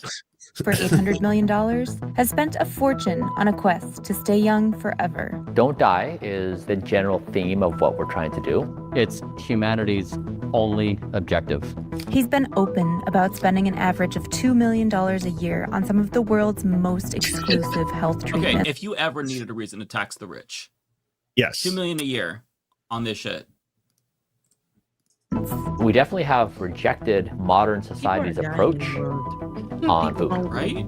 So, yeah, like it is a pharmacy in here. Some scientists have called his goals unachievable and his methods risky. They didn't know what to call me, like a tech bro or a biohacker. They would be like, that's a crazy, eccentric billionaire. And I wanted to say... He looks like, has anyone played The Last of Us? Yeah. He looks like Abby. And yeah, he does. That shot, like, does he not look exactly like Abby, especially with the ripped arms and shit? That one shot, that's him right there? Yeah, it looks like Abby from Last of Us. Yeah. He just doesn't look like a real person. Have you guys seen Westworld? Like, he looks like one of the Westworld robots. I don't know how to explain it. He looks like a robot. That's what I'm saying. He looks like the last guy, the tech guy. You guys, he looks like a robot. He looks Everybody like, just looks strange. He has the same face as the guy, the X1 Neo robot, the same as like Peter Thiel, Elon Musk. Why do they all have the same fucking What's face? going like, on?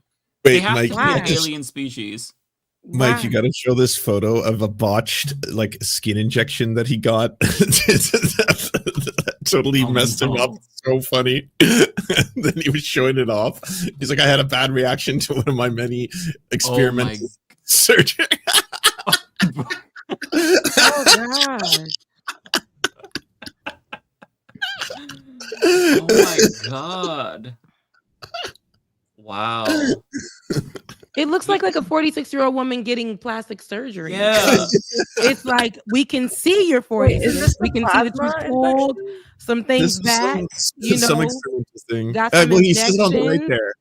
there. What is He it? just like, it looks like, those pictures of like the grandmother, the mom, the daughter, like, but it's all one person. Okay, that's crazy. I mean, he says could it have at the put bottom. them in his lips. I feel like He injected a fat-derived extracellular matrix in order to try and restore the volume by stimulating his body's natural fat growth for Project Baby Face. We can see, but I see 46. I see when the girls are snatching and pulling and doing what they need to, Yep. But we see 46 right there. Oh yeah. And you're not like This one is my favorite. crazy. Project Baby Face. He looks like Abby from Last of Us, like a deep fried Abby. And these are the ones that he shows off. This is his own post. Why would you post this shit, bro? Squidward. What the fuck, man? What is wrong with billionaires? These people are fucking And sick their in the obsession head. with trying to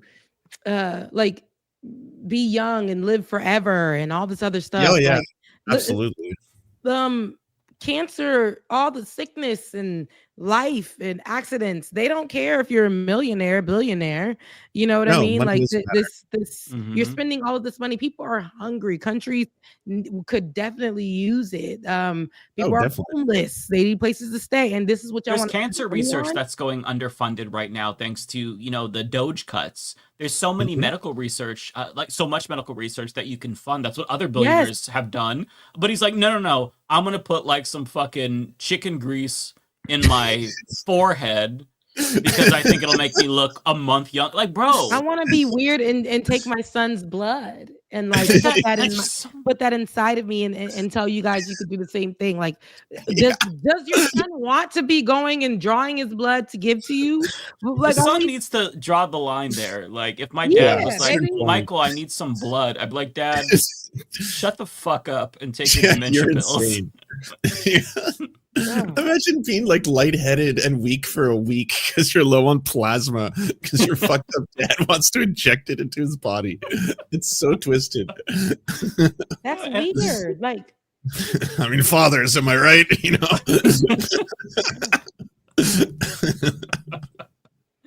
Okay, I don't know how this is kind of long, but like, if I'm remembering correctly, this whole thing was extremely insane. There's like, he goes through the supplements. This is the one that I saw. Yeah, it's crazy. Now I want to know, like, what's in Bryan Johnson's fridge? Yeah, let's do it. Okay, so what do we have in here? These are plasmalogens. This is a prescription. These are prescriptions. This is a microbiome product. These are my meals. So I have a chef that comes to the house once a week. Nice. And she prepares food for 3 or 4 days. So this is my nutty pudding. So I eat a lot of broccoli, a lot of cauliflower. Actually, my fridge is like 50% therapies. Yeah.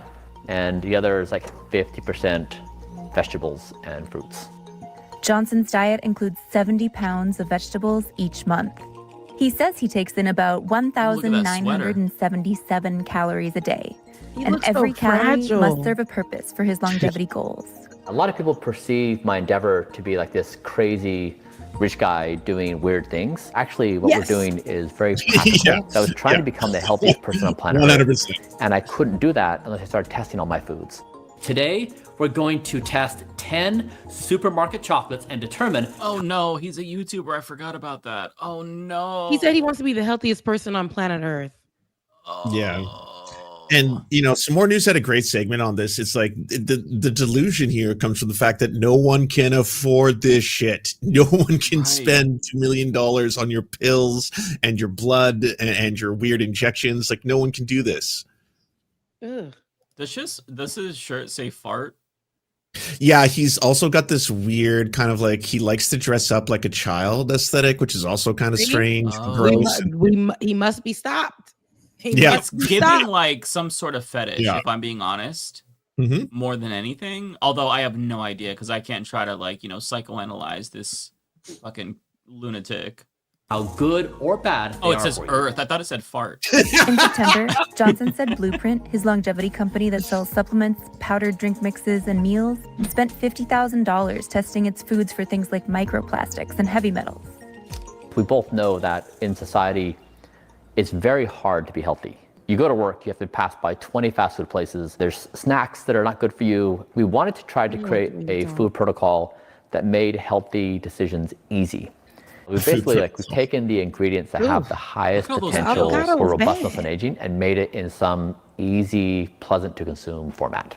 And so now with this dish, this is like a superfood, because now you've got nuts, berries, proteins, chocolate, extra virgin olive oil, all sourced from some of the best in the entire world in one dish. Johnson sells the pudding for $94 a pack for about $3.31 per There it is. There it is. Get fucked, Johnson. It's almost like I want to like say oatmeal or something. Yeah, and then one final thing is now add the 100% pure cocoa. Okay. This is like a generous amount of cocoa. Yeah, so that's 6 grams a day. 6 grams of cocoa. Isn't that great? Mm-hmm. This is like your dinner. Yeah, so at the dinners, I serve this because it usually is a crowd favorite. In an effort to reduce his biological age and get better sleep, Johnson abides by a rather unconventional eating schedule. His last meal of the day is around 11 a.m. This is a morning drink. This is Blueprint Longevity Mix, and it has 20 capsules into one drink. This is what you drink before you eat anything else? First thing in the morning. Oh yeah, it looks like pictures. What kind of weird shit? What kind of weird? What kind? It's just Right. And for a billionaire, even though his kitchen is very big, like the cabinets look ugly. The color choices are very odd, and it looks very dreary to me. And it's worse than like the millennial gray. Like this is like the Gen X dread brown color. Like it just looks very bad. remember the brown. The brown kills me. But yeah, I mean the countertop looks really nice, but then nothing else really looks exquisite like you would expect in like a fucking billionaire's home. Like, but what's weird is the pictures disappear in like a few. Like it'd be here, and then the next B-roll or footage, it's like the pictures aren't there anymore. Do you guys remember Soylent? Did you ever hear Soylent? That was really big in the tech world for a while. It was supposed to be like a replacement for all food, and you just drank these bags of Soylent that were like, it was just kind of like it had every nutrient the body needs, but it tastes like pancake mix or something like that. It was really, really popular. And like this gives me the same vibes as that, where I'm just like, one of the life's greatest joys is eating and food, right. And you've taken that away from your life. Like he lives like this looks fucking miserable.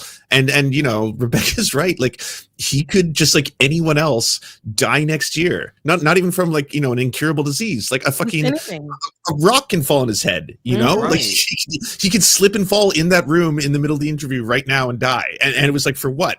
Like, what did you achieve? Yeah.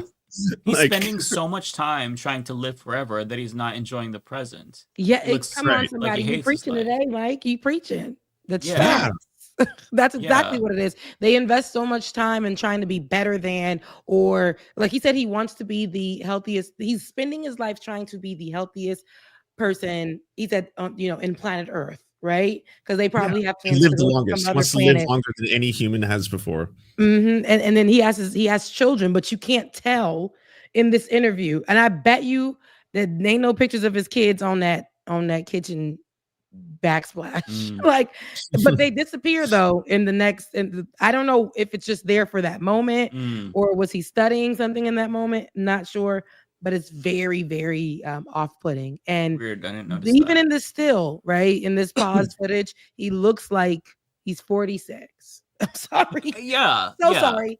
It's just not working. If I saw like this product, if I was like super rich, I'm like, you know what? I kind of want to try to look younger.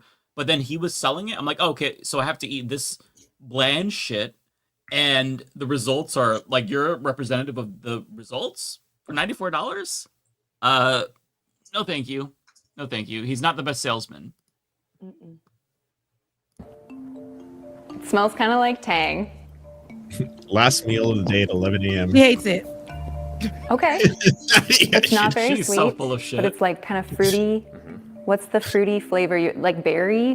Blood orange. Oh my god. Oh my god. Blood. My son's blood.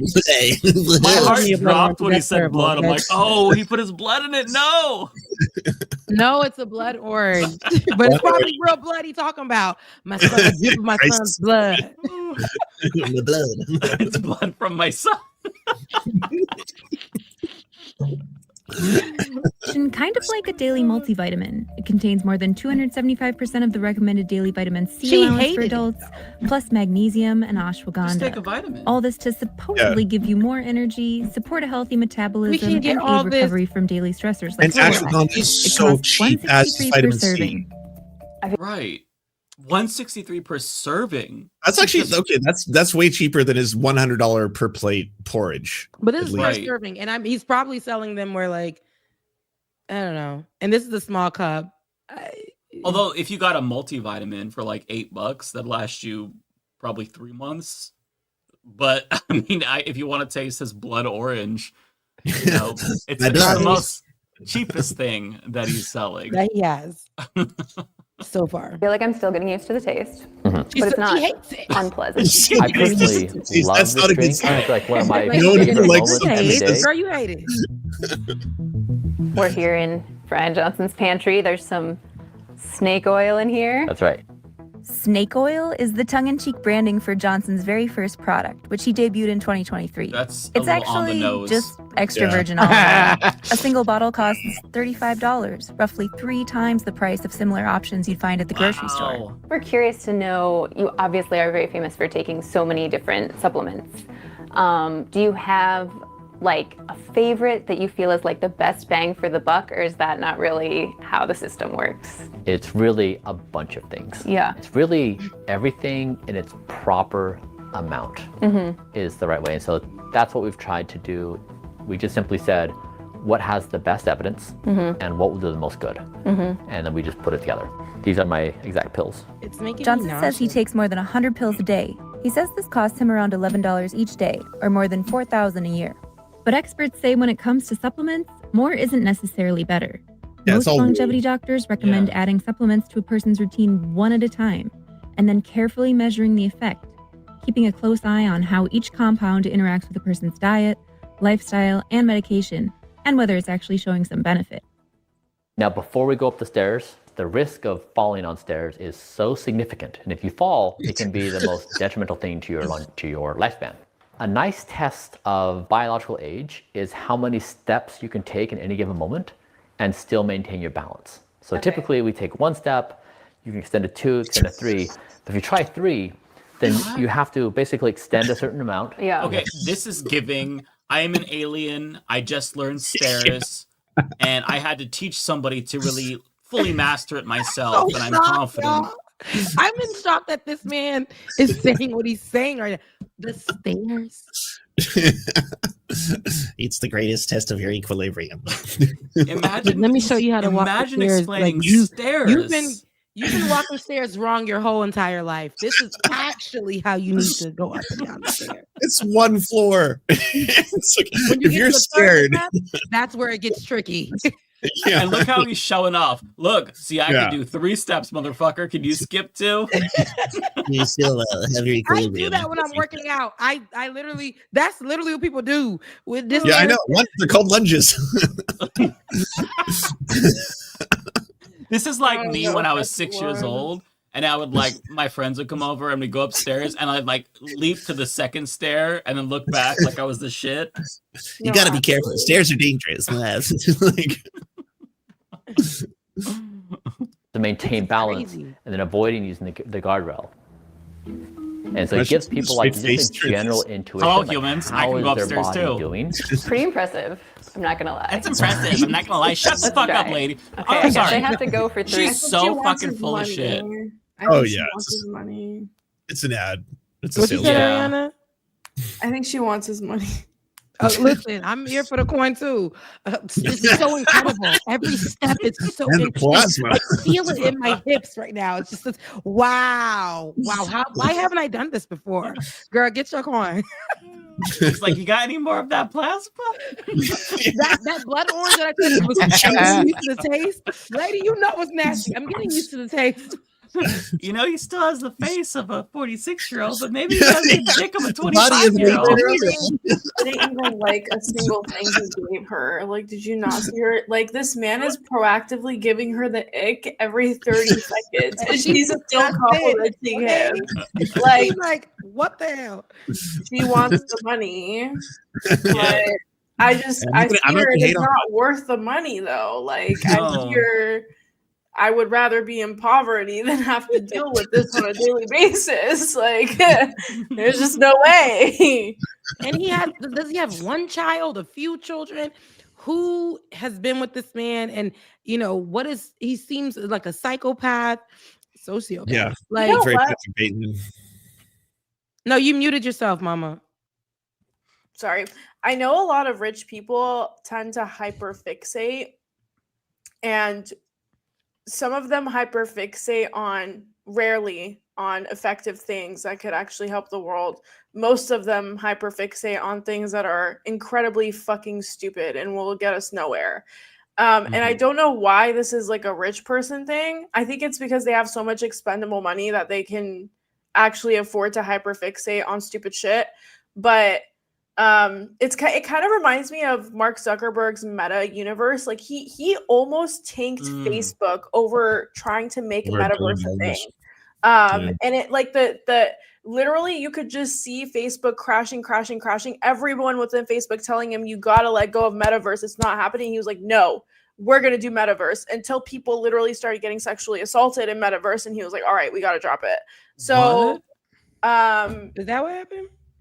That was one of the things that happened. There were a lot this of is things what that I happened with mean. Metaverse. Everything's Metaverse gonna had be a lot of perverted. issues itself, like as a platform. It had a lot of like bugs and stuff like that. But then a lot of women would go on Metaverse and get like raped and sexually assaulted. So again, there was something What like the that in Black fuck? Mirror too. But yeah. My So yeah, it was, it was one of those things where he had multiple executives quit because everyone was like, this is like Metaverse is not like, his whole entire goal was to create a universe outside of this universe, and so that people could live in it. And it just wasn't happening, but he was so hyper fixated on it. So it just kind of reminds me of like a rich man's hyperfixation, to be honest. They all do this kind of shit. Yeah. To make up for the empty void in their heart, they try to fill it with some cause or whatever, rather than just like helping the world. This is why we have to appropriate that wealth. Do like a no billionaires tax, where after they hit $999 million, it's taxed at 100%, and then we send them a nice certificate congratulating them for winning capitalism, and then they get nothing else. Either they sell off all of their assets until they're below $1 billion in net worth, or we lock them up forever, or take other actions, capital punishment, perhaps, because this is not okay.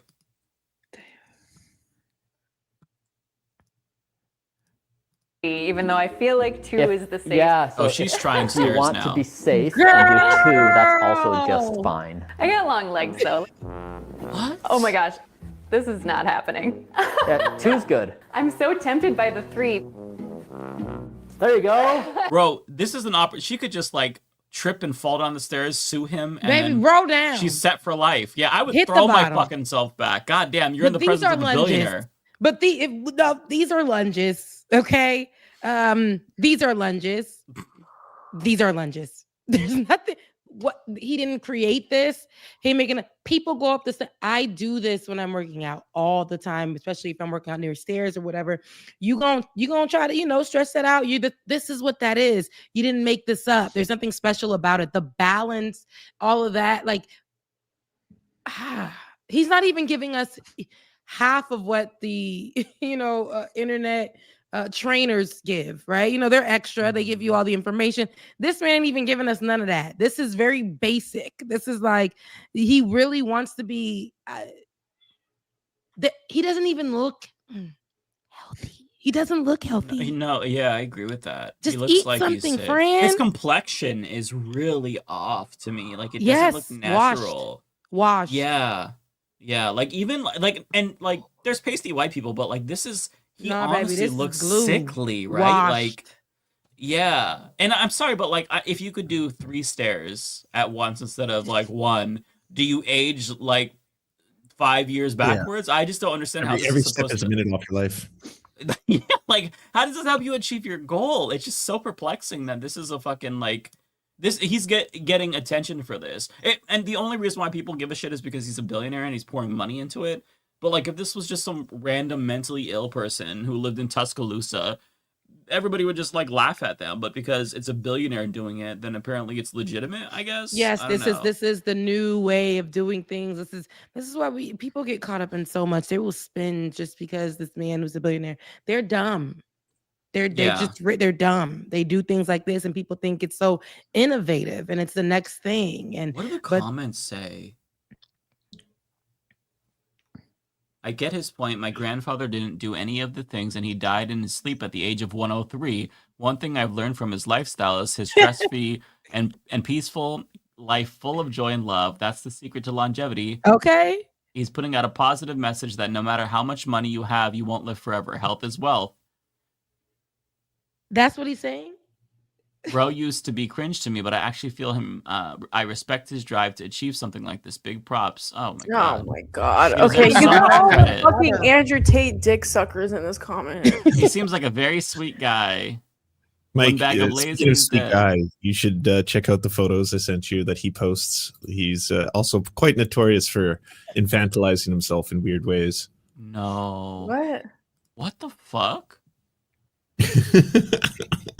What is What the this? fuck is this? What is is that like a Hitler pizza man? I don't get it. That's a Hitler pizza man, sis. That's a Hitler pizza man. This is when are you That's supposed to not a say? Hitler pizza, man. What are you guys talking about? Come on. What is happening? Oh my god. That's not a What? Hitler Wait, pizza, man. wait. See the caption? Somebody You said, up? why is this so damn funny? This Oh, is a I regular didn't see the pizza. He put you caption. up. Now he said you up. Wait, this caption. Wait. What's so funny about this one? You guys Frying. This is you frying. guys don't walk around your house in your little Literally PJs frying and with me. a little candle? You guys don't wake up in the middle of the night? Just He me literally and Bryan looks Johnson like apparently? Steven. Now he No said you way. up, y'all. He looks like he's gonna be visited by Peter Pan's shadow tonight. That's what it looks like. No, you're being way too nice. No. This looks like the man that's gonna walk up to your 5-year-old child and be like, "Hey, kid, you want to go in my van? I have some candy." Like, Oh yeah. there's just something. Well, I don't so- typically think of those guys wearing old timey PJs. They come in all Holy shapes and smokes. sizes. His near-death experience. My eating food. Even though I don't eat burgers either. But eating food. Wait, I'm sorry, guys. I kind of live. Like, he's kind of growing on me, Loki. Yeah, I honestly like. It seems like aside from the weird youth serum thing he's doing, He's he has a funny. he has a sense of humor about himself. He I does. don't mind. Yeah. Somebody Why said was he being a immortal freak? No. This man is looking for a Gen Z girlfriend. I'm calling it right now.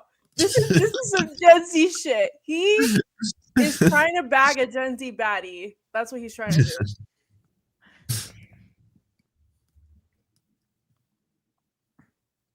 Wait. We can't hear it. Can't hear I it. need the Oh, you can't hear it? The voice.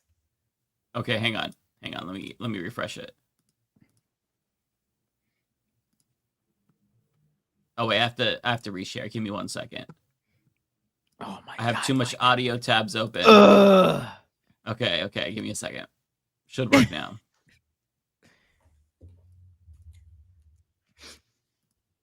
Can you hear that? Yeah. Yes. Okay. Oh my god. Is this not the same? And what I can teach you Okay. is how to be healthy AF. Everybody no. always asks me, Antonio, why are your pizzas so damn delicious? Hell if I know. I'm not Antonio. I'm Bryan Johnson. What? It's so bad. And what I can teach you is how to be healthy AF. Everybody. What? I don't think I would. I don't think I'd go to this guy for for health. No, I don't I genuinely don't We understand. haven't I'm just seen him eat confused. anything. This is him and his son, by the way. Oh yeah, That's that's his his son's blood. That's yeah. that's his son's plasma. My 1 son's, liter plasma. look, my son's responsibilities: one, clean the room, get good grades, be nice to people, eat a healthy diet, and then give me 1 liter of plasma. Right. Keep me youthful. Yes. That's his job. Imagine like he's like, okay, son, let's pose for a picture with the blood. Come here. Like this dad, yeah, like the conversation to even take the picture is so like perplexing to me. I just don't understand this person, and I feel like the only explanation is that he's like some kind of a fucking like reptilian who's LARPing as a human, and as he goes on, he's realizing, oh, okay, the humans like memes. They like to go up the stairs apparently, and if you skip stairs, you get clout. Like I'm just so confused. Like what the fuck is wrong with this? This has just got to be mentally ill. Like untreated mental illness. Like that's what this is, right? Is it not? Am I crazy? No, it has to be. I mean, I'm no doctor, but something's off here. Something's definitely off. Especially the obsession with wanting to maintain and control how to be youthful. And you can't be, especially because you white, but you can't outrun time. Like this is it's gonna happen. His face looks like But soup. he knows how to use social media. Oh, copyrighted.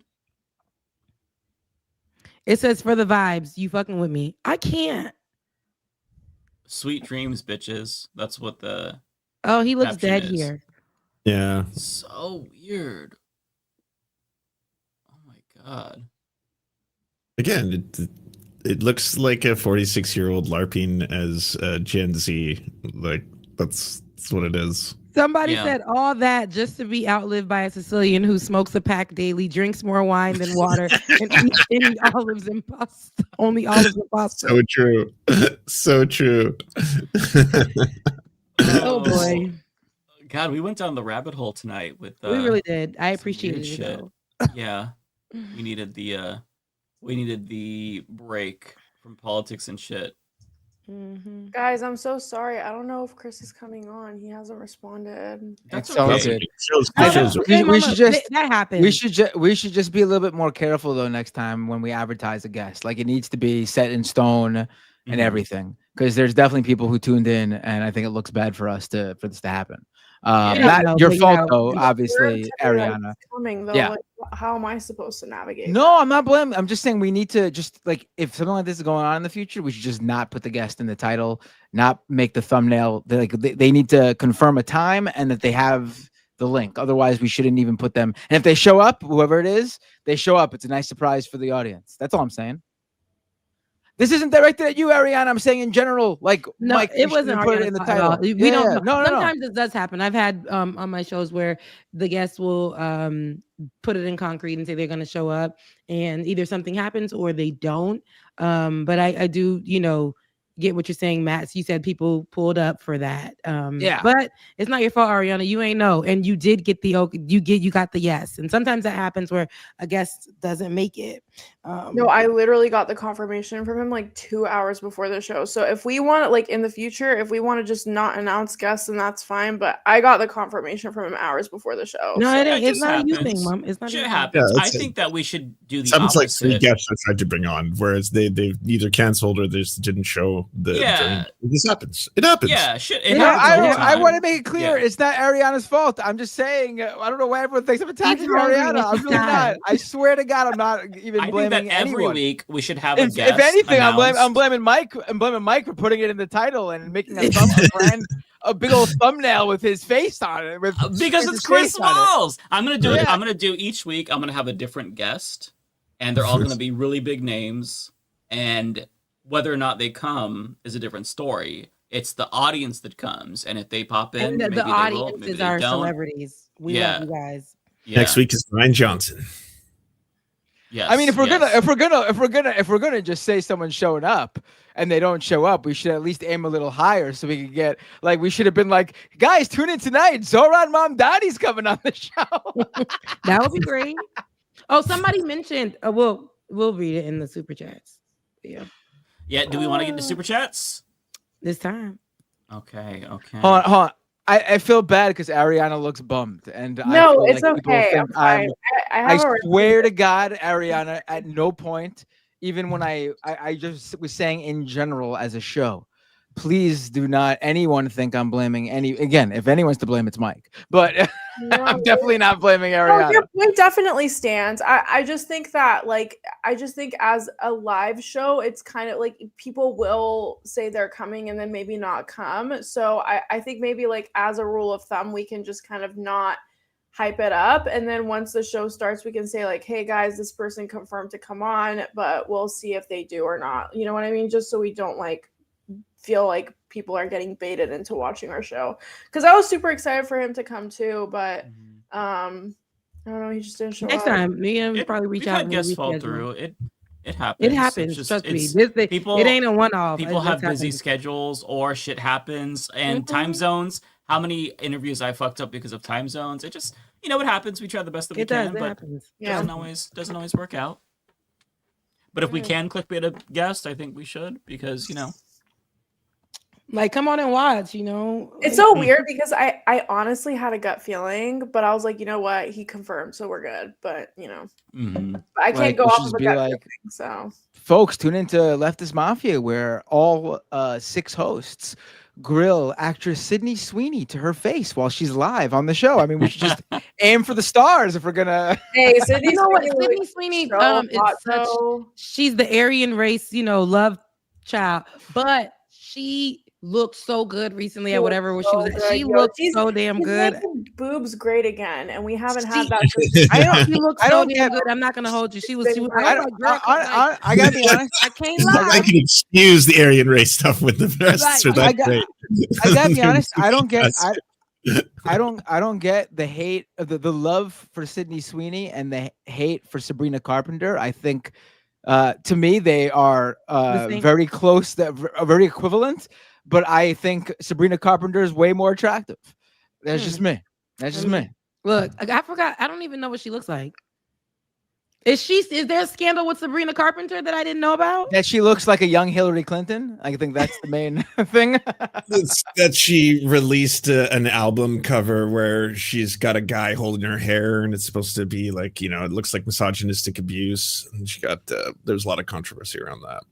Oh, I mean, Sydney Sweeney was more problematic. But yeah. I think Sabrina Carpenter's a cutie too. They all have that. Well, I think they're both they're both similar blonde white girls. One's a musician, one's an actress, but for some reason people love Sydney Sweeney and people hate on Sabrina Carpenter. I don't get it. Titties. I think Sabrina Carpenter is way cuter than Sydney Sweeney, but that's just me. It's my I personal agree with taste. that, but I feel like my opinion is completely irrelevant. But yeah, I agree. Oh, it's actually more relevant because you're not jaded by titties, right? That's true. That's true. Yeah. Yeah. No, I would agree. I think that Sabrina Carpenter is she's a baddie. Love her. No straight-o. That you said she looked like young Hillary Clinton. Are you talking about Sabrina? That's fucked up. Sabrina Carpenter looks like a young Hillary Clinton.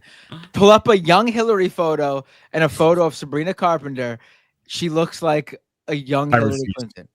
And I gotta say, young Hillary wasn't a bad looking girl back in her day. Clinton, but young Hillary, when she posted like even a photo of her and Bill for their anniversary celebrating that lavender marriage, but it was like she's beautiful. Like but yeah, I don't like her either. But even if I don't like somebody, I ain't gonna hate. And if you cute, you cute. The hate ain't really doing nothing to you. And Sydney came out with that outfit, the look. It was I liked it. I really did. She looked good to me.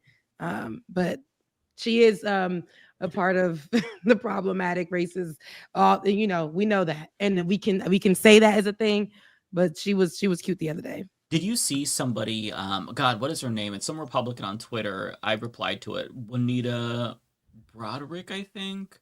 Oh, we're talking about hotties right now. Then, ooh, Yeah. So okay, Juanita Broderick. Let me bring it in because she was attacking Jennifer Welch, the I've Had It podcast queen, and she was attacking her looks.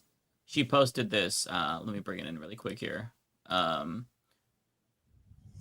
Okay. I mean, Juanita Broderick is one of the women who accused Bill Clinton of sexually assaulting her. So that's her history. Really? People who don't know. Yes. Oh, yeah. I had no idea. When he was governor of Arkansas, if I recall, that's the timeline for that. That's her claim to that's how she's known. I believe her because what we know about Bill Clinton. But that aside, she's also a horrible right-wing influencer now as well. And she says this, liberal podcaster Jennifer Welch, the ugly goes all the way to the bone. I saw this and I responded, girl. You so messy. But she's messy for a whole posting that still of that lady. But still, you're messy for posting that. I mean, it's just like, why would you automatically criticize somebody for their looks?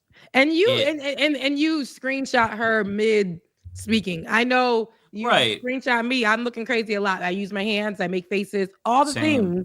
So I'm pretty sure I would be looking crazy too. But to do that, lady, and you look the way you do, I love when people clap back. When people get online and try to say something about someone's looks, and then you go to I've seen somebody go to someone's page, take them and then their children, and then literally be like, but here is what you look like, and this is the disservice that you did to your kids. This is what your kids look like. And all because somebody has said something nasty about how somebody looks or whatever. And then now they done went to your page, they saw your grandmother, your kids, your husband, and everybody's ugly.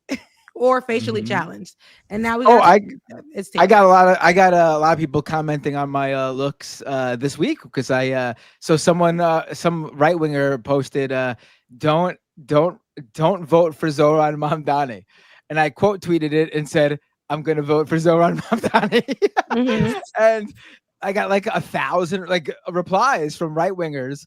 Quite a few of them using my copying my avatar picture and pasting it, saying oh, you look like you haven't taken a shower in a week. And first of all, thank you. That's, I mean, do you not think I don't go for that look? It's part of my whole aesthetic. It's part of my entire aesthetic. But also, usually the people saying that is are clean cut conservative types, which I guess it makes sense. You don't know what the aesthetic is. But someone said that to me. I looked at their profile picture, and it was a guy with a big beard and long greasy hair, and I'm like, dude, it be those people. It literally be people. Like my brother.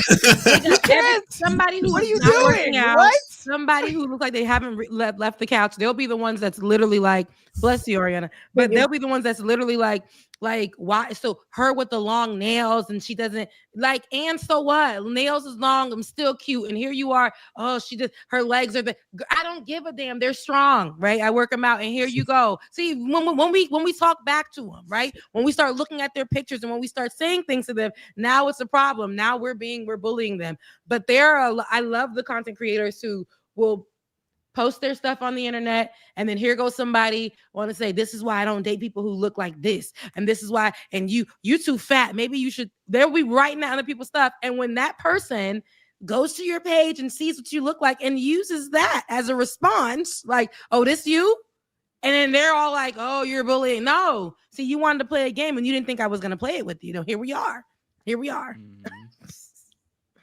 Oh, the right cannot handle anything. Their whole deal right now is whining about mean jokes, when their whole thing was they should be able to joke about any marginalized group. To them. Yeah. Oh, they're edgy. It's so cool to be edgy, and then you're edgy to them, and it's like they clutch their pearls. They call your job. They start to cry and whine. It's amazing. They're little babies. They're little babies. Did you see? I have a video about this tomorrow. So I don't want to pull up the clip because I don't want you all to not want to watch my video tomorrow. But Stephen Miller's wife was on Piers Morgan's show debating Cenk Uygur, and she threatened to have Stephen Miller deport Cenk Uygur. Crazy. Yeah, fucking I did shit. see the clip. She lost it and claimed that he was being anti-Semitic just because he was like disagreeing with her. And he said that Stephen Miller, the Millers are liars, as in they are verifiably liars. And she's like, that's an anti-Semitic stereotype and all this other stuff. And it was like, what? Like, he's just calling you a liar. I think that's very fair. I think it's so demonstrable crazy. that Stephen Miller is a liar.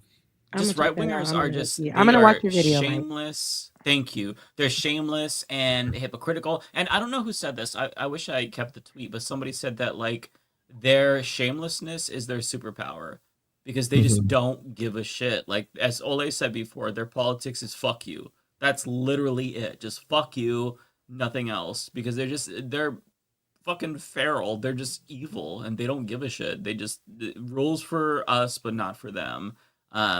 Just freedom for me but not for thee. That's their modus operandi. It's fucking annoying. I'm so sick of them. Me too. Okay, should we get the super chats finally? Yes. Okay, who wants to go first?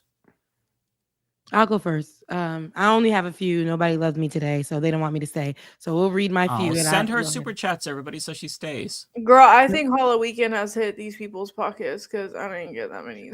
People are celebrating Halloween. No shade, guys. No shade, guys. Go get lit. My philosophy now is that being so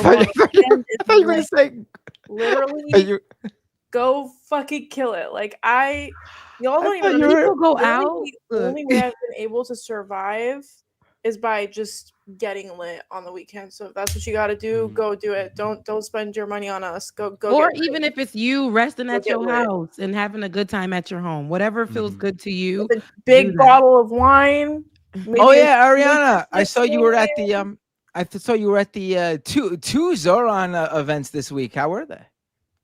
Yeah, so I got to meet Zohran Mamdani in person. Nice. But didn't you already meet him on the bus going to the debate? I did. I got to That meet was last him week. on the bus. You've met him 3 times in the past 2 weeks. It was last week. Yeah, I'm a part of his creator group, Creators for Zohran. So we get invited to everything. Very thankful of that. So I met him on the bus, and a lot of people were kind of upset with me in my Instagram because they were like, you were very obviously fangirling. And I was like, so? Yeah, I was like. And like, see, people just, the outrage is so selective. Like, of course I was fangirling. I'm a Muslim person who never thought I was gonna have a Muslim mayor. Like, can I be happy for the girl, fangirl, be happy, do all the things. There's nothing wrong with that. But also, it's like I fear that all of the complaints about Zohran is really just him being Muslim 90% of the time. So yeah, it is. So I got to meet him on the bus, and I actually got to tell him that. So I don't know if you guys know this about me, but when I was getting raised in America, my parents wanted me to be raised as an active practicing Muslim. So they put me in a mosque school for kindergarten. I was supposed to be there up until 6th grade because they went up to 6th grade. And then 2 weeks later, 9/11 happened and they pulled me out and they never talked about Islam again. It was a whole thing. Yeah, they dragged me back to the mosque, which was also partially a school. And I remember them fighting with the principal because they were like, what are you doing to keep the kids safe? And the principal was like, we have a cop car coming by every 15 minutes. And my parents were like freaking out. They were like, we've been here for 30 minutes. We haven't seen a cop car. So I just remember that back and forth. And then my parents being like, this is it. We're pulling her out.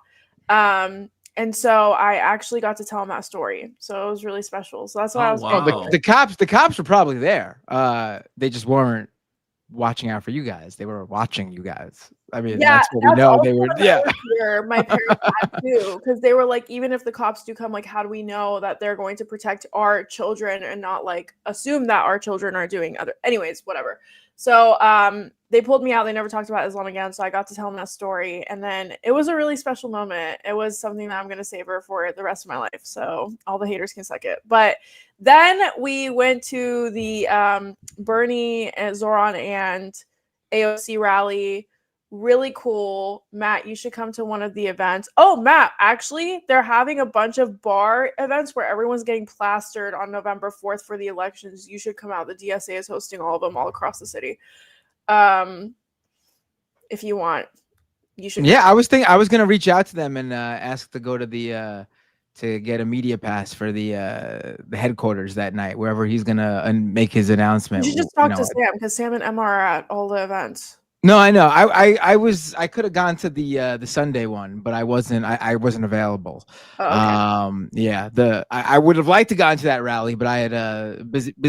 It's soccer season, and all my kids play soccer, and I play soccer, and so Yes, we're you're in your booked. father era. Yeah. Well, I'm in my degenerate era, so you and I are in different places in our life. But But if anyways. there's anything going forward, over the next few days, Yeah, for sure. There was can you talk to Sam about this, because I can pitch for you to get added to the creators, but I feel like Sam gets all the really nice passes. Like, we get the cool passes, but he gets like the all access. If you could go in with Sam. I'm just gonna email them myself. Oh, okay. Yeah, I'm sure once I'm sure I'm just gonna. Don't do What's that. You can email them yourself, but you can also there's a creator for Zohran sheet that all of you can actually sign up for, and you guys can all join. So I'll just send the sheet into the group chat after the stream is over. So just do that, and then you can I'll give you guys instructions. And then what else happened? Oh yeah, and then he had a creator press conference where he had a press conference solely for creators, which is the first event I've ever been to that was like that. It was really cool. He was responding to all of the people's questions, but yeah, it's been a lot. Like they do a lot of these last minute events, and then they'll tell creators to come out, and we all do it out of the love in our heart, not because we're getting paid or anything. But it's been a very busy week. That's kind of why I didn't come on stream, because I was so drained. But November 4th is when it's all gonna end. So somebody suggested. Well, no, that's when it all begins. Don't say Somebody that. suggested that we stream on Tuesday. Well, the campaigning ends, and I'm on the campaigning side. ends, but it all hopefully begins. the new will begin. But somebody said that was suggested, and that's one of the super chats, that we stream on Tuesday to, for the elections and stuff like that, and see how that goes and celebrate. But if y'all Ariana, can, if we can, we should because we could be there live. We should do a thing. If you did an IRL stream, that would be awesome. Yeah, we should do it. We should look into that. I mean, I was gonna get lit, but if you are down, that'd make the stream better. Okay, cool. You can do that. It could be You can do that. Anderson. It can be like Anderson Cooper on New Year's Eve. That's kind of the vibe I'm going for. Yeah, you can be the what's that guy's name? What's his name? The other guy who co-hosts with him? I don't know. Oh, Andy. Yeah, you could be the Andy Cohen to my Anderson Cooper. Okay, cool.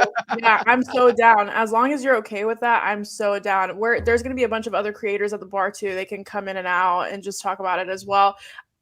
Excuse me. Sorry. I just swallowed spit. I will say I was going to make some reels too. So I might just walk away a little bit, make a reel, and then come back. But yeah, it could be a fun thing, It doesn't have to be like a really she was like, Matt, don't go over there and be old. We can do a yeah, stream. as long as you don't have it. NBC, general election night expectations for me, then we're good to go. She's like, I'm about to be in the streets. We're going and for Matt, more don't New come Year's over there and be old. The show is called Leftist Mafia. There's no sensibility here. Find out. DSA is hosting a bunch of bar events all across the city. That's so we can awesome. Just pick a bar. Cool. Yeah, I'll tune into your guys' stream. I'll play if Power y'all Wash do it, Simulator and watch. definitely. That would be that would be nice. We'll all support you both. I mean, I think Matt has the live streaming juice, but yeah, we'll figure it out.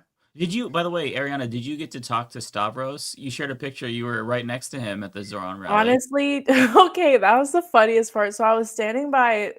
I didn't know who he was, but everyone around me was whispering. They were like, "Oh, it's Stravos, it's Stravos." Like we're standing by Stravos. So I was like, you know what? I'm gonna take a selfie with this guy. So I took it. My connection wasn't really working. I also had no reason to talk to him, so I probably come off like a weirdo on Twitter. And then I went on Twitter and I was like, oh shit, this dude's kind of like cool. So then I posted, I was like casually standing by Stravos, and then it went viral. Did it really? Yeah, we didn't talk, so he probably thinks I'm mad weird for that, but he was there. I saw. Did you say hi to Hassan? Hassan was there. I did, yeah, I did say hi to Hassan. My friend wanted to take a picture with him. It's funny because I was like, hey, Hassan. And he was like, hey, how are you? And I was like, what are you doing out here? And I feel like I kind of offended him because he was like, what do you mean? What am I doing out here? I was like, because you're from California. I feel like that's a normal question to ask. Right. Like, he was like, what do you mean? What am I doing out here? I was like, you're kind of always glued to your chair in LA, but I'm sorry, sir. My bad. Did you say hi to Emma and Sam? I saw they were there. I did not. Oh, not Sam. Sam wasn't there. Emma was there though. Did you say that guy who's big on Instagram, Matt, like XIV or something like that? He was there. Oh, I did meet Sam Cedar at another rally though, but I really didn't have time to talk to him. All I could get out before the security shoved us away was I was like, I'm a Leftist Mafia with Matt Binder. Hi, nice to meet you. Like that was all I could get out. And he was like, okay, cool. Nice to meet you. So like I've never heard of him. Matty 15 or he's like the king of the gays. He's very famous. Yeah. Oh, Matt, I love Matt. I've met Matt multiple times. He's funny. Like, He's a fucking lot of hilarious. Matt is like honestly one of the most sweet and humble people I've ever met. Like he seems like it from just online. Like he seems like someone who is. I've met people with a quarter of his following who act like they're fucking Celine Dion. No, Matt is extremely humble, extremely nice. You subtweeting me in person? You trying to? You want to meet Matt? I'm joking. I'm joking that you're talking about me as being the egotistical person with both of you are a 0.5% of his following. No, Matt Bjornstein is really cool too. I really like him. A lot of good energy, a lot of good people, and that's kind of why I'm so glad I moved to New York. Just because like being a political content creator with Zohran Mamdani becoming our mayor is just such a golden time to be in New York, especially as a political content creator. It's been my absolute honor helping him as a creator as well. So, you know, we're in the final stretch. So if you guys if you don't live in New York, you can always phone bank. You can phone bank from wherever you are at. So please sign up for phone banking shifts. I'll put it. You're blowing up also on YouTube, Ariana. Yeah, I've been making YouTube videos here and there. I haven't made one this week because we've been doing so much campaigning for Zohran's stuff. We're gonna Matt, maybe you could join the creator canvas because they're gonna have a creator canvas too. Hopefully, maybe we'll see. Get me on all that because I dropped the ball with getting all the information for this stuff because I just wasn't going to be available, but now I will be. So let me do what I can over the next few days. Yeah, I'll send all the info right now. Love that. I love it. I love the connection. I love this. That's what it's all about, right? Yeah. I love that. And then people, and I want y'all I hope y'all do it for next Tuesday because that'll be a so lot of fun good for us to watch. That'll be so good. Yeah. Please do it. I would honestly love to, but I feel like we should have all of Leftist Mafia here if we do it. So me and Matt can be like our vibe, and then you guys can kind of like, you know, taper us down. Okay, girl. Tuesday. Rebecca's like, you can say whatever you'd like to say. I won't be here. No. She said, okay, girl. Yeah, for sure. I won't lie. I kind of don't want to stream on Tuesday also because I'm lazy. It's up to y'all. If the people want it, I'm in. All right, I don't think it's got to be. I don't think it's got to be you guys don't have to be here. Y'all need to pay us if we do an extra Tuesday shift. Like, what are you talking about? What is this? What are you? We're gonna. You said the super chat. Like, I need some positive reinforcement, dedication right now. I need some dedication. Right. You guys need seriously, to because that you will send us supers because she's right. Because I was telling Matt and Mike earlier because your girl. Somebody said in the comments they lost her job. Y'all know I've been without work. I've been trying, got to pay rent, all the things. So I went out and I got a job. I was going to say where, but people kind of know where I stay, so I ain't going to say it. But at a beauty joint, and everybody's a child there. And what they pay me is really nothing, but I got to do what I got to do. So I get it. And if y'all want to pay me for Tuesday or I go to work, it just depends. Whatever y'all want to do, pay me or I go to work. I'll be here or I'm going to work. So that's it. I'm not going to miss a night at work. I want to celebrate with you guys because I hope that it's going to be a good night. And I want to be here and we can cover it and all the things. But yeah. Yeah, like you guys, if you guys want us to put in an extra shift, I know you guys are all leftists that believe in people getting paid, so we need to get paid. If you guys pay us, we will come. And that's that on that. But I know it's going to be good, though. Ariana's going to be in the streets, and we're going to have Matt. He don't drink. He's going to be controlled. He's going to have a good time. I would love to see it. And to see two of us in person at the same place, actually meeting each other, that would be great. Yeah, I agree. Oh my God, that'd be so cool. Okay, I sent you guys the creators for Zohran sheet. Okay, do we want to go ahead and get to supers? Yes. Okay. Y'all don't help me here, but hostage. Poor Rebecca. Okay, let me pull up the first one. I think this is to you, Rebecca, I want to say. Oh, wait, no. No, okay. Wait, let me go, Okay, yeah, I'll follow along then. I don't want to. Okay, let's see. Every time I do this, I feel like a boomer. Okay. Yes, red fire, blue ice. Oh, red fire, blue ice. Okay, I can find that. And then it should be easy. There we go. Said, stay sane and strong. I appreciate it, and I am trying my bestest. Thank you. Prairie Fire, not worried about robots coming for farming. They have yet to make a machine with the endurance of a Pole, the wisdom of a Haitian, and the dexterity of a Mexican. AI is devil tech anyways. It is. I agree. Tech. AI is never going to be equivalent to what people can do and how great people are. But rich folks are they are rich enough to make dumb folks believe that AI is just whatever. But yeah, I'm with you on that, Prairie. Thank you for your super chat. Max left Q5X. If it's possible, y'all should consider, this is the one, going live Tuesday instead of Thursday next week because of the elections. Get lit for Zohran's victory. And Ari told you that she will be lit, and you guys, it will be televised. It will be, y'all will see it. Futures missing. Thank you so much for your super chat. Narrator 6896. If a billionaire is doing a news interview, it's a commercial. They pay to be interviewed. Elon Musk isn't accepting interview requests. It's true. It is a commercial. It was giving that for sure with the billionaire doing like the interview and stuff. It's like, let me sell myself. Let me sell my products. That's definitely what they're giving. So you're right. And thank you so much for your super chat. Hypno Amber 3248. See, we still love you. I know y'all do. And I get it. We all fall on hard times, but I know y'all love me. And I love you right back. Creflo $50. I love the name.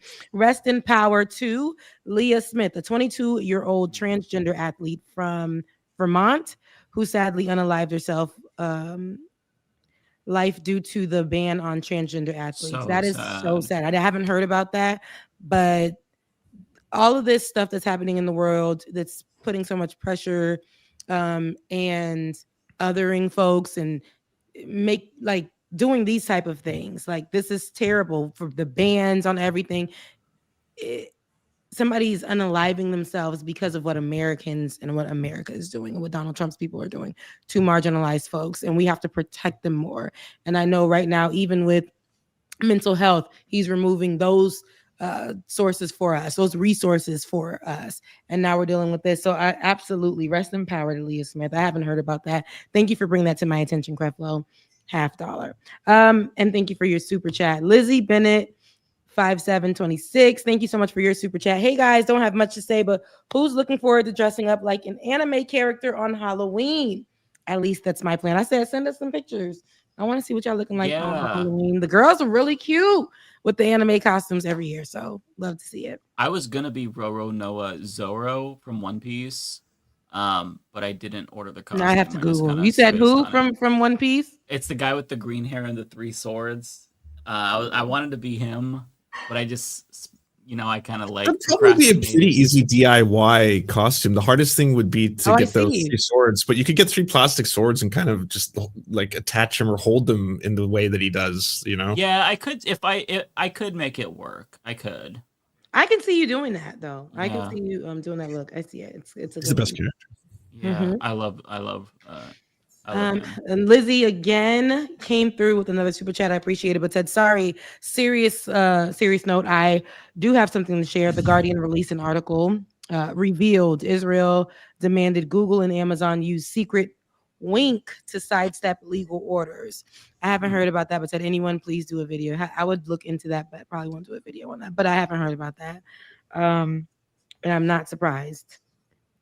Not surprised. But thank you for sharing that, Lizzie. Tigwig. Okay, he said he heard you, Ari. He said, I'm dropping 50 on you, Rebecca. Thank you, Tigwig. I appreciate it. And Floyd the Barber, I appreciate your super chat as well. Somebody did give through Cash App, and I want to make sure I acknowledge them. Serena, I appreciate your love offering on Super Chat or on Cash App. I thank you. So y'all just let me know in the chat what we're gonna do, if we're gonna do Tuesday, or we're gonna let the rockers rock out for us on Tuesday and let them represent us in New York while they're there. I think it'll be great. It'll be great to watch. So please do it. Do not please do it, y'all. Please. I would love to see it. I would love it. Yeah, I definitely watch. No pressure, but I would. Absolutely. I would No for sure be pressure, there. but I would love to see it. I would love to see it. Anywho, I love y'all. Mean it. You guys enjoy the rest of your evening. I know you guys are going to be here till 2 a.m. Ari, go eat something. I'm not gonna be here 2 a.m. today. I was falling asleep when we started. I heard you yawning. I said, now who is that with the breath in the mic? I've been having a couple of I'm usually able to go I just never get tired, and then these past few weeks it's all just started to catch up to me. I've been exhausted for weeks now.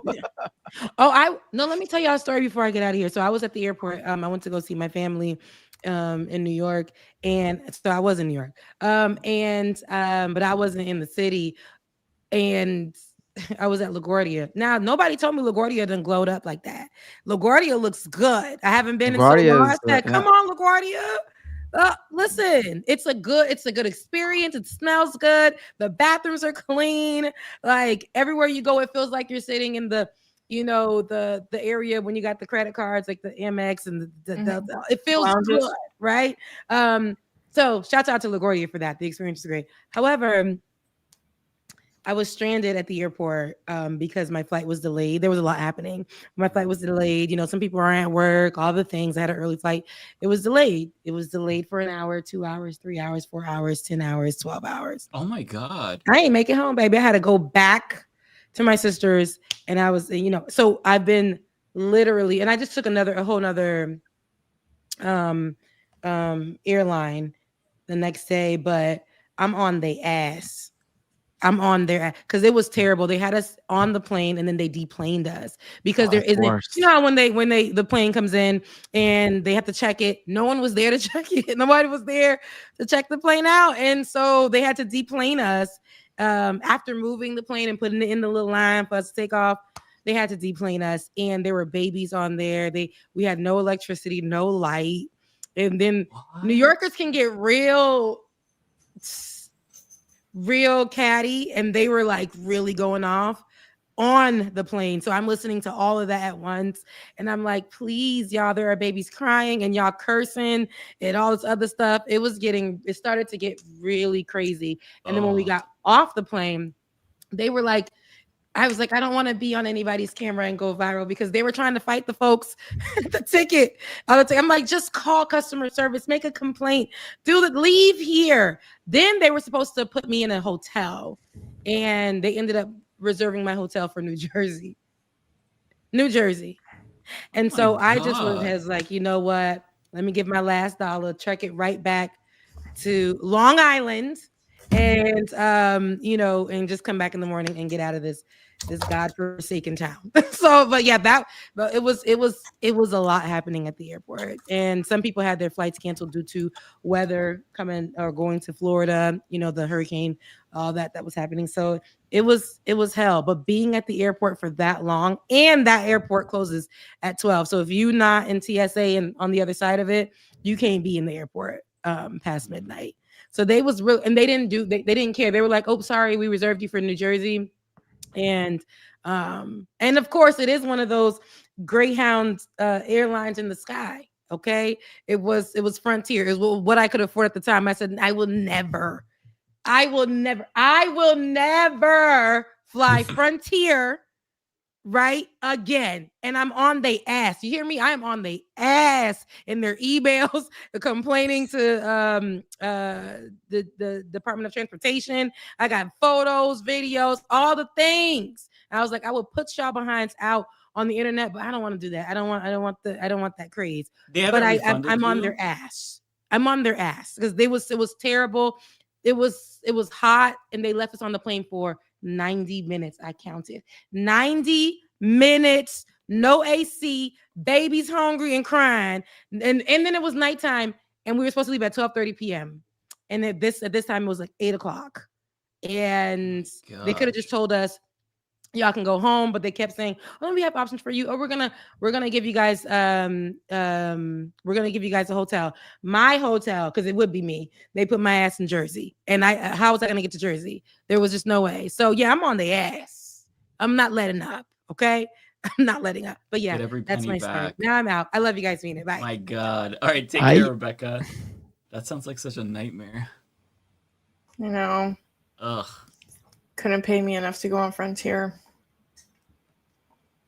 Okay, who wants to go next? Can I go next, please? I have like. Go ahead. Yeah. I usually just stay here quiet until everybody goes, and then I just go. So Well, you get everybody. Super chats. What's It's that? a good problem to have. It's a good problem to have. You get. I don't have that many. I don't have that many today. I don't have that many. You want to go first tonight? No, it's fine. No, go ahead. You can go. No, I really don't. Go ahead. It's fine. Okay. It's good. Voltrimu rule would fix everything. I have no clue what's going on, but yeah. It's an alien species from the Invincible TV show. Oh, okay. Yeah, hell yeah. Anything but humans at this point. Dragon42, Trump just sent a super destroyer to Venezuela. Thank you so much for the $2. Yeah, that man wants to destroy Venezuela, and he's not shy about it. So we'll see how that goes. Nintendo, thank you so much for the $7. Halo's Food and Reality represents all of the U.S. Republican politicians, U.S. Republican voters, MAGA, ICE under dictatorship, Fox News, not immigration, etc. I agree. That's a billionaire dude, right? No, he's referring to. I did a whole video about this today. About ICE did they put out some meme. Join ICE, fight the flood. And they compared immigrants to the flood with that. The flood is like this parasitic alien species that they're basically saying this is immigrants. So, that's crazy. Very, very Nazi-like shit from them. Yeah. Really fucked up. Okay, well, I hate that. That's crazy. Thank you so much for the $7. Question, Leftist Mafia, do you expect retroactive censorship of Mass Effect Legendary Collection due to EA sold out to Saudi Arabia? Censorship. What is Mass Effect Legendary Collection? It's a video game series. It's a video game trilogy that allowed you to have, if you wanted to choose, LGBTQ plus relationships in it. So they're wondering whether or not Saudi Arabia is going to censor that. I have no idea. My personal take is that because Saudi Arabia is taking on these video game assets, they're not going to want to. Like, the entire purpose of it is to try and help diversify their economic output as well as rehabilitate their image on the international stage. So I don't see them going in and aggressively changing a bunch of IPs because they're products that sell in other countries. They could for the domestic sales in their own country for sure, but they already do that to movies and games there anyway. So yeah, I agree. Yeah, I think so too. They're not going to touch it. There's no point of doing propaganda if you're going to change it to go against your propaganda. So. Exactly. Dragon42, thank you so much for the $2. One of the missing was found paralyzed in a hospital. One of the missing who? I'm not sure. I don't know.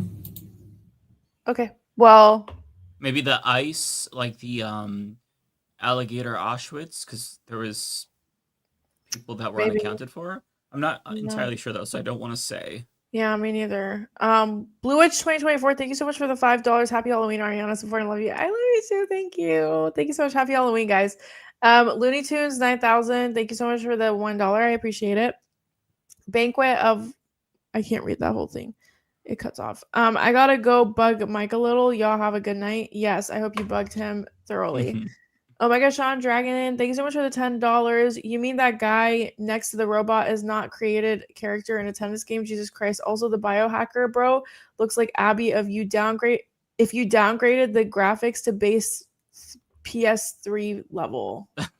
Like a video game character, but with worse graphics, basically. Oh, okay. Yeah, I agree. He looks like shit.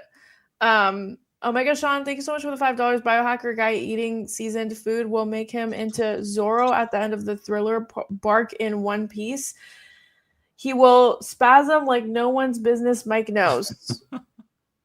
I feel bad that Ariana's getting all of these nerdy, like niche references to anime I have and video no games. clue what's going on, like at all. I'm just like, yeah. It's like if they sent me sports references, and I'm like, yeah, yeah, totally. Thanks for the $10. And it just for context, at the end of the Thriller bark, Zorro was like nearly dead. But yeah. Okay, good to know. Thank you so much for the $5. Kowalski, thank you so much for the $10. The goal of life is to have an axe in your hand when you fall in battle so you can join your ancestors at Odin's table of... I don't understand. I do remember saying this. Guys, I fear you all love Mike more than me because I don't know what's going on. Yeah, you're getting the money. Just give thanks. Right. Thank you so much for the love and $10, even though I don't know what's going on. Creflo $50. Thank you so much for the $5. Let's talk about mayoral race is here in Jersey. Yes, you are so right. So Musab Ali is running for mayor in Jersey City, and people are calling him the Black Zohran Mamdani, which we love. But he is also his own person, and he's running in New Jersey. So you guys should definitely follow and support him. He's great. I really like his content. And his policies are practically completely aligned with Zohran. Nice. Jacqueline, thank you so much for the $7. Sam Cedar let me into the half for free. I have no idea why. Maybe he does it for everyone. Later on, I bought a subscription. Oh yeah, if you reach out to them and say you want to become a member so you can catch the second half of the show, but you are having financial difficulty, the majority pool will give you a free membership, no questions asked. That's really cute. Yep, that's always been the case for as long back, even when I was there, when I first started back in 2011, because I'm an old man. That's how it's always been. Damn. It's really cool. Tigui, thank you so much for the $50. Oh my god, thank you. Thank you so much. Oh, by the way, Ariana, did you see that Omega Star last week sent you 120 memberships?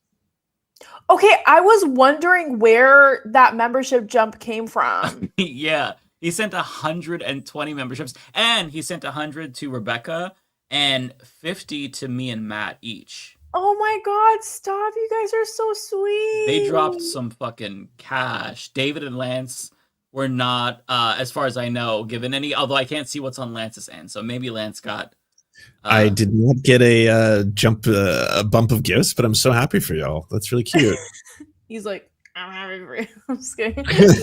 No, genuinely. I had someone like randomly, the name's Bobby Lasers, drop an obscene amount of like gifted subs the other day, and like I have trouble reacting to that live because I'm just like, oh my god, like thank you so much. That's so many gifted subs. It's so sweet because like money really does not come off of trees, and so when you guys send it to us, it really, really, really means a lot. So thank you so much. Oh my gosh, Sean, I did not know. I saw a jump in memberships, but I was so confused as to where it came from. So thank you so much. I really, I honestly, no amount of thank yous that I say on the stream will really account for the appreciation that I have for you for sending that. So thank you so much. I appreciate it. And thank you so much for the 50 Tigwe. I really appreciate it. Max left, Ariana the Kathy Griffin to Matt's Anderson Cooper. LOL. Just don't get fired for holding up a bloody fake Trump head. Don't worry. I'm not trying to get deported, even though I wouldn't be able to get deported because I'm a citizen. But I am sure he'll try to deport me if I did that. It's finally chilly out here. Good weather for warm underwear. Straight out the dryer. $5. Thank you so much. I agree. Did not know that was a thing, but good to know. Thank you so much for the support, though. Did Hexeg pee his pants? $2. Ox Pecker, thank you so much for the $2. Yes, probably. Floyd the Barber, thank you so much for $10. I really appreciate it. Here's another. Get a Patreon and promote it, or if you have any other avenues for subscriptions. I do. I have a Substack that you guys can subscribe to that I write articles on. So you guys should definitely subscribe to my Substack. It's just arianajasmine.com. So I'm going to put it in my chat. But also, if you subscribe for free, you can subscribe for free and you still have access to everything. So you don't have to do a paid subscription because I believe that education should be accessible. But if you do really want to support, you can do a $5 subscription. But also, Substack only takes 10% of that. So I get I get a huge cut out of that, more than Supers, more than any other app, really. So yeah, thank you so much for the $10. I appreciate it. Last one, Rob Life Music. Thank you so much for the $2. Don't worry, Ariana, I'm not an anime gamer either. Thank you so much. I felt left out. All right, guys, I love you so much. I'm very sorry for the disappointment tonight. I am ashamed. I'm gonna go put my head in sand. Oh, stop it! Why are you doing that? Why are you unbelievable? I'm so excited to. You know, I'm gonna see you in a few days, so you know, you better watch it. I know. Yeah. I'm sorry. We're gonna do something on election day. We're gonna figure it out. I don't know what. Even if we don't do a live stream, which I think we should do, but if we don't, we're gonna do something. I mean, you should still come to the bar and get lit. To be honest. Oh wait, You're a sober man. He doesn't do it. Get lit. You go there and drink a bunch of diet Pepsi or something. Red Bulls. I'll down Red Bulls. For someone else, you do Red Bull? That's not straight edge. That stuff jacks you up. That's like doing Red Bull does nothing. My veins are like cracks. My veins are filled with soda. What are you kidding me? I mean, this is literally caffeine is fine. I don't drink alcohol. I don't do drugs of any kind. Except for caffeine. That's and taurine. Yeah, caffeine's not good for you, but it's not a drug. It's 100% a drug. Yeah, it's definitely a drug. You get physically addicted to it. It's totally a drug. Not a drug. Drug. You sound like a Mormon in regret. It doesn't count. Caffeine's not a drug. Guys, I'm sorry. I got one last one for $2. Favorite horror show movie. You guys need to watch. Oh my God, there's this one show on Netflix and it's about the Sackler family. The House of. Wait. Huh? Is it the fall of the House of Usher? Yes, the fall of the House of Usher. Oh, that's good. The fall of the House of Usher. If you do anything this Halloween, watch the fall of the House of Usher because it's like the perfect compilation of like soulless capitalism and biopharma like mixed into horror and Halloween gore. Yeah. Well, I would say if you do anything this Halloween, go out. And then if you don't go out, you can watch the movie inside. Have you seen the other Mike Flanagan TV shows, Ariana? No. Like Midnight Mass, House on Haunted Hill. No. Oh, Midnight good. Mass is good. They're Midnight so Mass good. All of his shows are incredible. Watch Midnight Mass. It's like 8 episodes. Incredible TV show from the same guy. And also Haunting on Hill House. So fucking good. Okay. Or Haunting good of too. Hill House. There's another one as well. It's not as good, but I'm gonna have to do that. yeah, they're amazing. If you like the Fall of the House of Usher, it's the same kind of like you discover shit each episode. Like, whoa, what the fuck is happening? Yeah, really good. It was such a good show. Like, I literally loved it. It fed every need that I needed from a show. It was very satisfying to watch. But anyways, guys, I love you so much. I haven't ate all day. I had one of those days where I came home and I was like, I haven't ate all day, so I'm gonna go eat. Oh shit. Go get some food. Thank God you. bless. Love you guys down. Have a good Love night. you. You take care. See you in a few days. See you. Bye, guys. I only have a couple too. Do you want me to go quick? Sure, if you want Yeah, to. sure. Colleen Hutton 5930. Thank you for the $5. America is headed in the direction of a dystopian society similar to the movie Equilibrium. This is very concerning and scary. Awesome reference. If anyone here hasn't seen Equilibrium, old movie with Christian Bale, where they literally use the new fighting technique called gung fu, where you do kung fu with guns. Yeah, my only complaint about the movie is the abrupt ending out of nowhere after a lot of building. The final battle sucks. I feel like it got like overshadowed by Matrix, which I'm pretty sure came out right around that same time too. Yeah. Yeah. But very, very worth watching. Very fun movie. It is a good one. Rise Again 845. Thank you for the $2. That's a Black Mirror premise. It is. I'm assuming you were talking about the robots. Manny Spinoza, thanks for being a member for 11 months. Turning Point USA Flyers, found at high school, Jacksonville, Florida, has a gun on it, a 9mm better than 9/11. It's ironic given how Charlie Kirk passed away. I did not know that, but wow. Looney Tunes, thank you for the $1.99. David Doel got fired from the show for his no-show. Yep. Yeah, why wasn't he here today? His I mean, it's an excuse. We used to get excuses. Yeah, his Blue Jays are about to win. His Blue Jays, no, they're not playing today. Tomorrow is Game 6. If they win, tomorrow, they win the World Series. But there's no game today. He's probably preparing his body. You know, he's got a ritual he's got to go through. He's got to, sing with the Blue Jays or something in the forest. I don't know. He's probably burnt out, to be honest, which I don't blame him because I'm feeling it, especially this week. Oh, that's fair. Bay Photo, thank you for the $5. Bryan Johnson claims that he has the eggplant of a 22-year-old. Yeah, he's got something.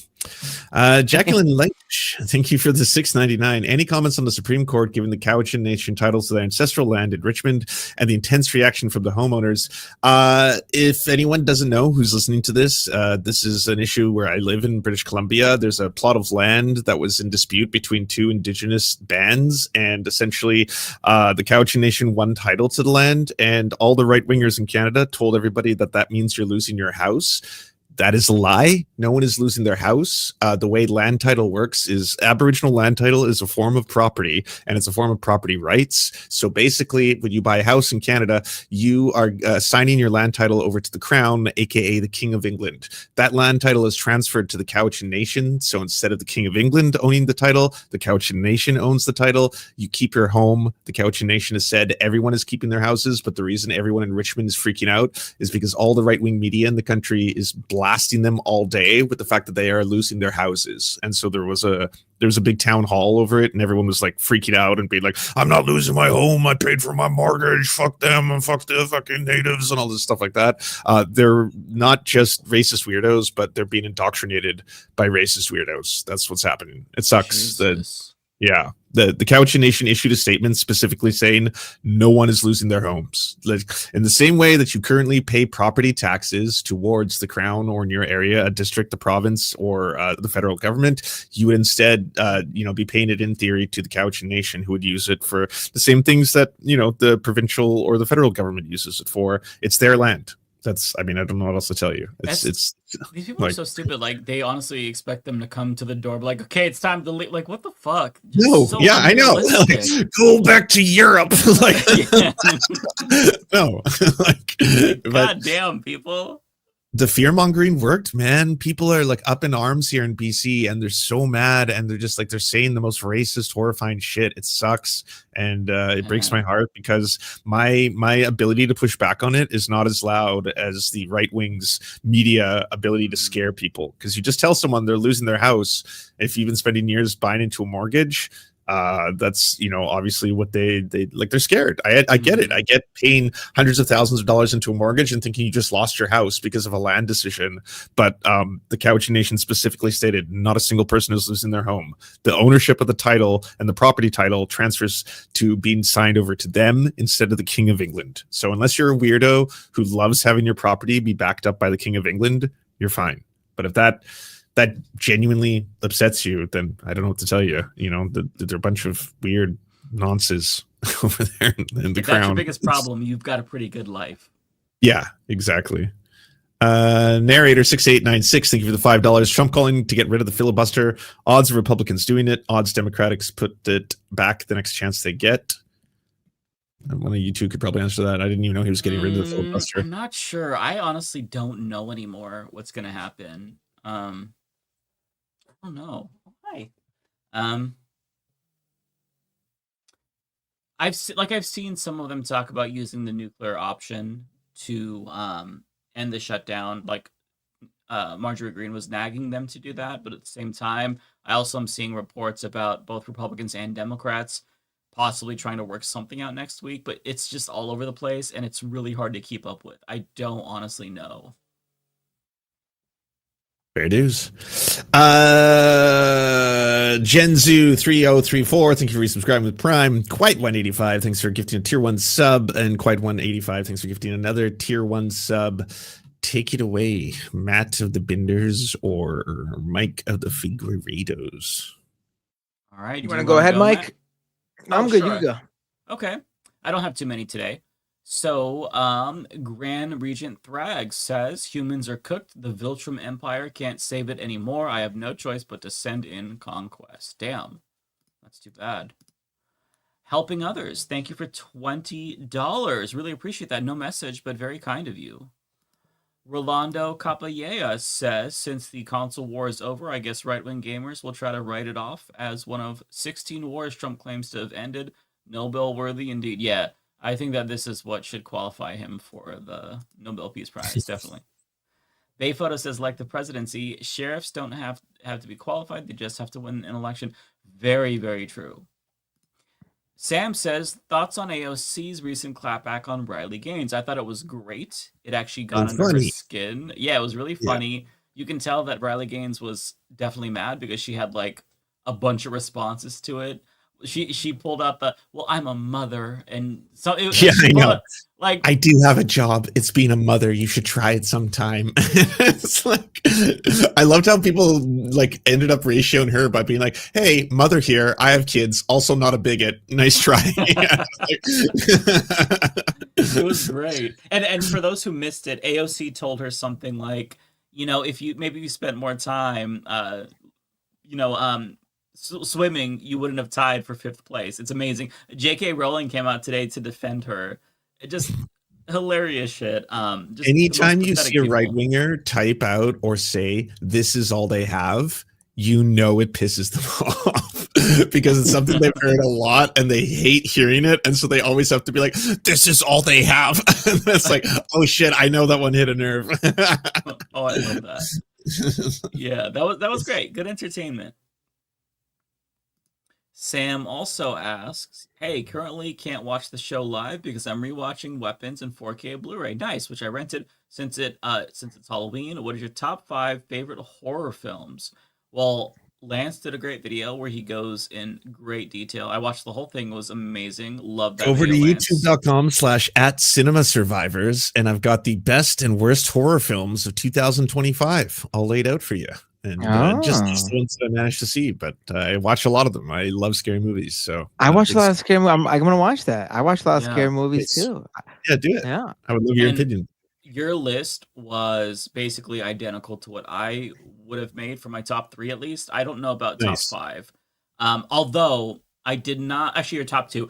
There's one of them that I didn't know about. It was the bride's one or whatever. The Ugly Stepsister. That one's crazy. Yeah, that sounded interesting. So I might check that one out. I highly recommend it. Watch Lance's video because I think my opinions line up pretty closely. Let me see. Bayphoto. No, not Bayphoto. It is Blue who's next. There we go. Blue says TLM Matt Bernstein as a guest. So yay/gay. That would be amazing. Yeah, I mean, if we can make it happen, we would. I don't think I have the connect. We follow it. I can try on Twitter. We follow each other. I think I've tried to bring him on my show before, and we didn't.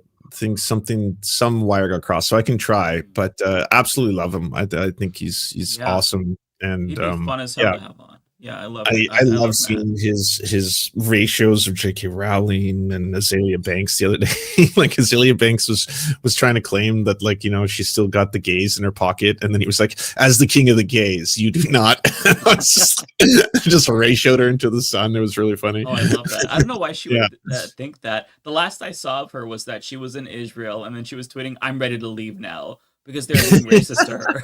Like. Yeah, she's a hardcore Zionist now. So she is just. Hope that arc works out for you. Yeah. Jay says Zohran Mamdani is the Uganda of America. Eric Adams. He would say something like that. Floyd says for the Randy McNally references, never forget. Well, thank you. I'm glad. Yeah, we got to keep that in the rotation. It looks like this message was sent twice. Thank you, Jace. ABS says, hey, Mike, did you play Vampire the Masquerade Bloodlines 2 and Ninja Gaiden 4? Also, did you hear how WB Discovery are now looking to sell themselves? So I did not play either of those games. I just finished Ghost of Yotai, and I'm playing the new Pokemon game, Pokemon Legends ZA. I don't think I'm going to play either of those games. They don't look like they're for me. I did not hear about the WB Discovery thing, though, but it doesn't surprise me because these companies are always, merging and buying and acquiring. So, well, Paramount was supposed to buy them, and then that fell through. But last I've seen is that the Trump administration is trying to force it to happen. Like they want it to happen really bad. Oh, okay. Interesting. Let me see here. The next one for me is from Redfire Blue Ice, who asks, hey, Mike, have you heard about Kat Abu Gazella? Absolutely. Yeah, I did a video on her. We talked about her actually earlier in this episode about her indictment. So, yeah, Kat is one of the best candidates in this cycle. There's a lot of really great candidates this time. Omar Fateh. There's also Abdul El Sayed. There's Kat, there's Zohran. We're really fortunate to have so many candidates running. So yeah, she's one of the best. Kowalski says my first YouTube video that was a non-short got 30,000 views. Damn, Kowalski. Apparently, I'm a Trump supporter, farmer, and a millionaire. How does this as a job not drive you people insane? Oh, that's crazy. I'll have to check that out. Yeah, Kowalski. One thing that you'll quickly realize is that when you see comments about yourself, you'll see people say the most insane shit ever and like create lore about you. And it really used to bother me. Now I kind of just let it like roll off my shoulders. Like I'll see stuff about how, oh, well, Mike and like David Doel, they're like beefing. I saw something about like, oh, this was like an AI thing that came up. I was trying to like search for, I don't remember what I was searching for. I was searching for DSA. And I was trying to find their post because they shared one of my videos, and then an AI thing came up, and it was like Mike has, had strong criticisms of the DSA, and I'm like, what? Oh, I didn't know you did. That's crazy. Yeah, it's like maybe at some. I believe it I though. don't remember. I believe it though. I just don't. So yeah, Kowalski, if you post videos about yourself, you're gonna have this whole like fan fiction and hater fiction created about you. It's insane. Eventually, you kind of just stop caring because you realize, like, I used to try to respond to everything and be like, actually, I never said this. Actually, here's my real take. It doesn't matter. You just kind of let it roll off your shoulders and keep moving on and let people talk because they're gonna fucking talk. But yeah, that's cool that you get 30,000 views is really fucking good for your first video. So good on you, Kowalski. Keep it going because the fact that YouTube already picked up that first video of yours means they're going to be hooked on your content for the so keep the schedule going. Yeah, so they keep grabbing your stuff. Yeah, because you're going to be juiced in the algorithm right now. So if you strike while the iron is hot, you get another like 30K maybe. Definitely capitalize on that. You will go crazy, but it'll be worth it. That's all I have though for super chats, I think. Matt, I'll let you take it away. I'm gonna run and go to the bathroom, and I'll be right back. I'll take over for you once I get back. This is the first one for you. All right, cool. Let me start. We got Marlenus Faye with a super chat. Please tell her that Alien movie was fake. What are we talking about? I don't remember. Do you remember, Lance? Oh, Lance, you're on mute or something. Sorry, I muted myself. I don't remember what we were talking about, or what the references to. I don't remember either. We were talking about scary. It was Rebecca talking about the fourth encounter, the movie, or and she's like, and it's real, and it uses real life footage, and it uses found footage, and it's not real, and it never happened, and yeah. It's not actually real, so she's gonna be okay. Interesting.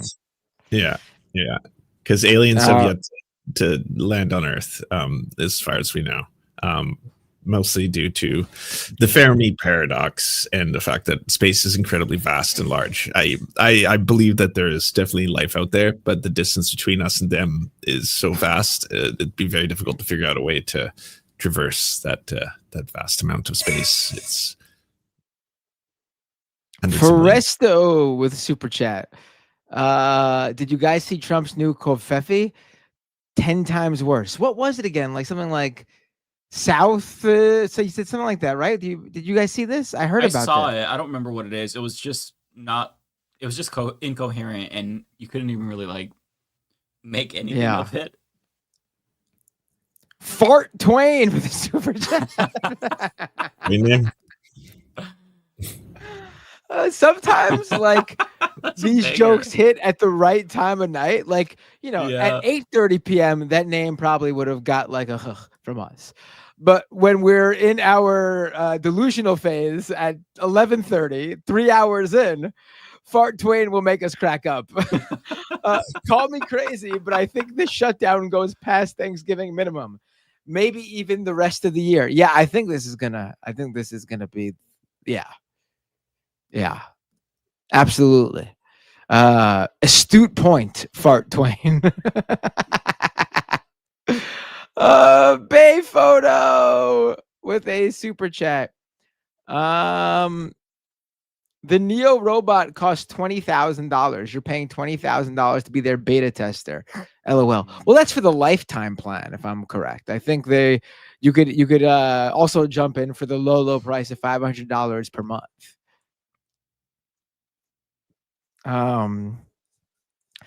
It's going to be vaporware, almost assuredly. Yeah. So, yeah.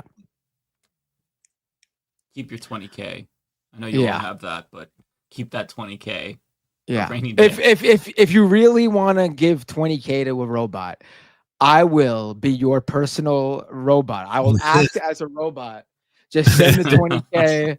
Send the 20K my way. None of the stuff that Mike is describing. You can't put strap on him. He's not going to give you hand jobs. Oh no, I'm not. No, nothing. Nothing hand job coming up.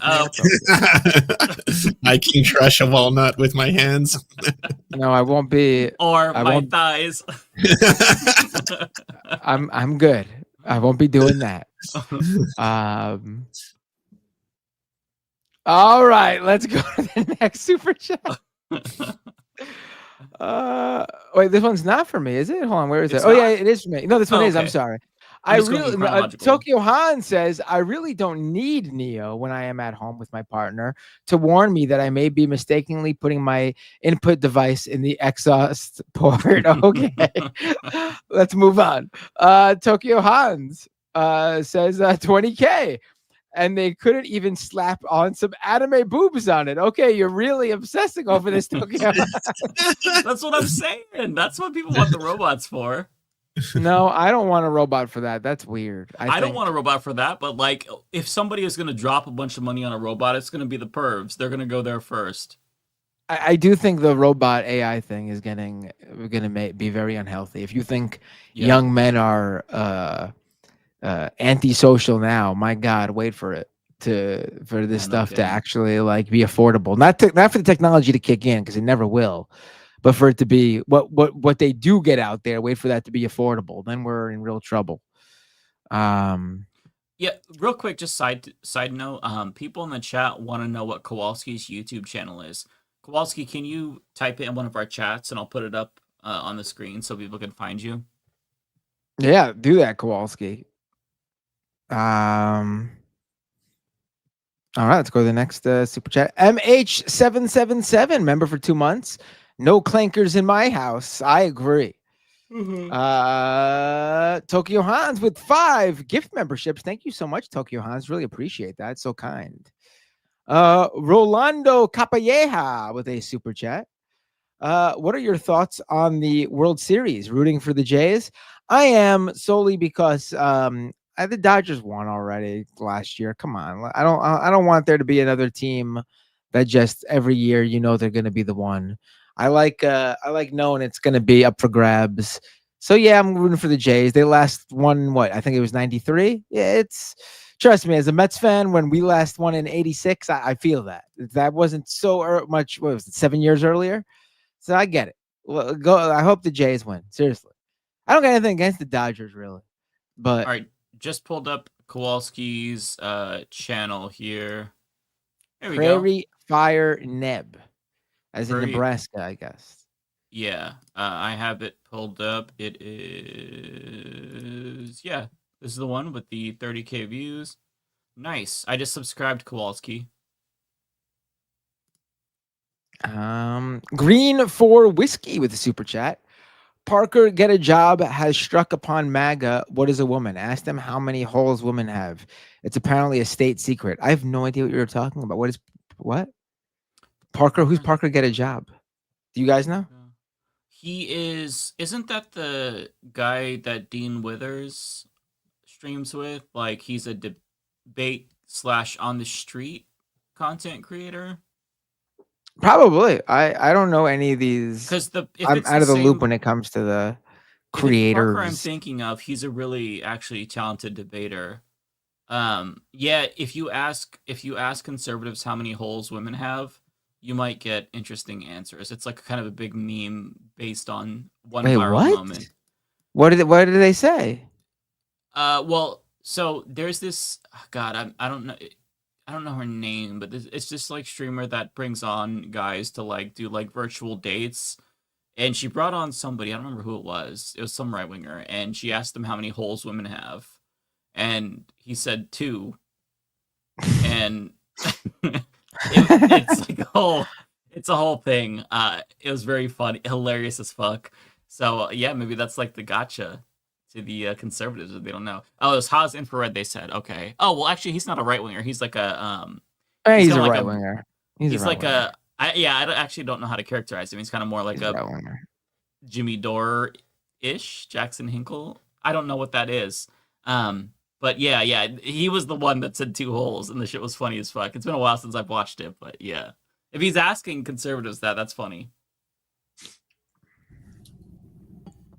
Yeah, MAGA communist. Okay, I didn't know if that was still a thing, but yeah. He's a MAGA communist, yeah. Oh, okay. That's fucking funny. All right, let's go to back to the super chats with Adon M with the super chat. Why do us Latinos have to pay because Miller couldn't get a white bunny? What are you talking about? What does that refer? Do you guys know? I don't know. I do not. What's a white bunny? White bunny. Oh, that's just a white girlfriend, but I don't know how that relates to. Is it Stephen Miller? No, Stephen Miller's Stephen Miller's wife. I'm pretty sure she's white. I mean, she is. Yeah, she's Jewish, so maybe white supremacists don't consider her white. But other than that, she's white. I know she's a white lady. She's dark skinned. She's like olive toned skin, like me, but she's white. Yeah, my mom has the same like olive complexion, but she's a white lady for sure. People think I'm Latino. People think I'm Middle Eastern, Arab, Indian. I get it all.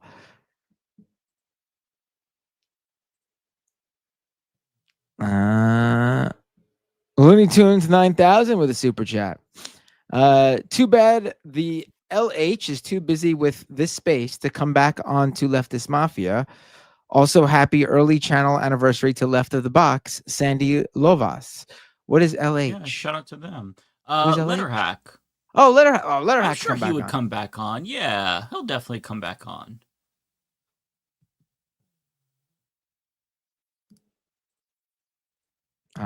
Chris with a super chat. Matt was waiting on the Jeffries endorsement before jumping on the Zohran creator bandwagon. I mean, I've been covering Zohran for like a year now, on streams and podcasts and stuff. But in terms of like on the ground stuff, I've been unavailable. Oh, somebody has an update. This is your next super chat about the new Kofefe. Oh wow! Wait, I have more super chat. Where did all these super chats come from? What the hell? Lance. Oh, this is Random Electronic 2.0 with a $10 super chat. Thank you. Lance says, "Sorry." Oh wait, is that a Canadian? Like he's saying Canadian, That's a Canadian sorry? accent. Oh, Yeah, I thought that was the Trump typo that we were talking about. No. Oh, okay, I'm completely off. Completely disregard what I'm saying. John Jeffrey with a super chat. Halloween recommendations: Night of the Living Dead for movies. That is an absolute classic. If I was to pick one movie, my favorite horror movie of all time, it's probably Night of the Living Dead. Obviously, the original George Romero version, not the remake. Also, public domain. You can watch it. It's public domain. I used to. There was. I'm probably too busy now with 3 kids, but there was a few years where I would, on Halloween night, I would pull it up on the stream and watch it with everyone on the stream, because it's public domain. You could do whatever you want with that movie. You could package it up and put it in, and sell it as yourself. You could redo the movie. You could do whatever you want. It's public domain. One of the earliest films to feature a black protagonist as well. Yes, and it wasn't an accident either. George Romero was a very progressive guy and wanted to send a message, a social justice message with the movie. It is fantastic. And he's the father of zombies. This is it. This is the Night of the Living Dead is where the modern day zombie began. Before that, it was all about like any zombie movie was always originated like a voodoo zombie from like a African witch doctor or something. That was how zombies were. And then George Romero came along and was like, what if there was zombies, just something happens like a disease or something from outer space or something, and people get infected, and when they bite someone, they become a zombie. That's where it all began. And then John Jeffrey continues, till the following night by Screaming Lord Such and the Savages for music, Snickers for candy. Mark DeRue with a super chat. Happy Devil's Night from Detroit. Thank you, Mark. Kowalski with a $10 super chat. I think for my next video, since everyone assumes all farmers voted for Trump, I'm going to say why farmers need to support Jill Stein. I will get 1 million hate views.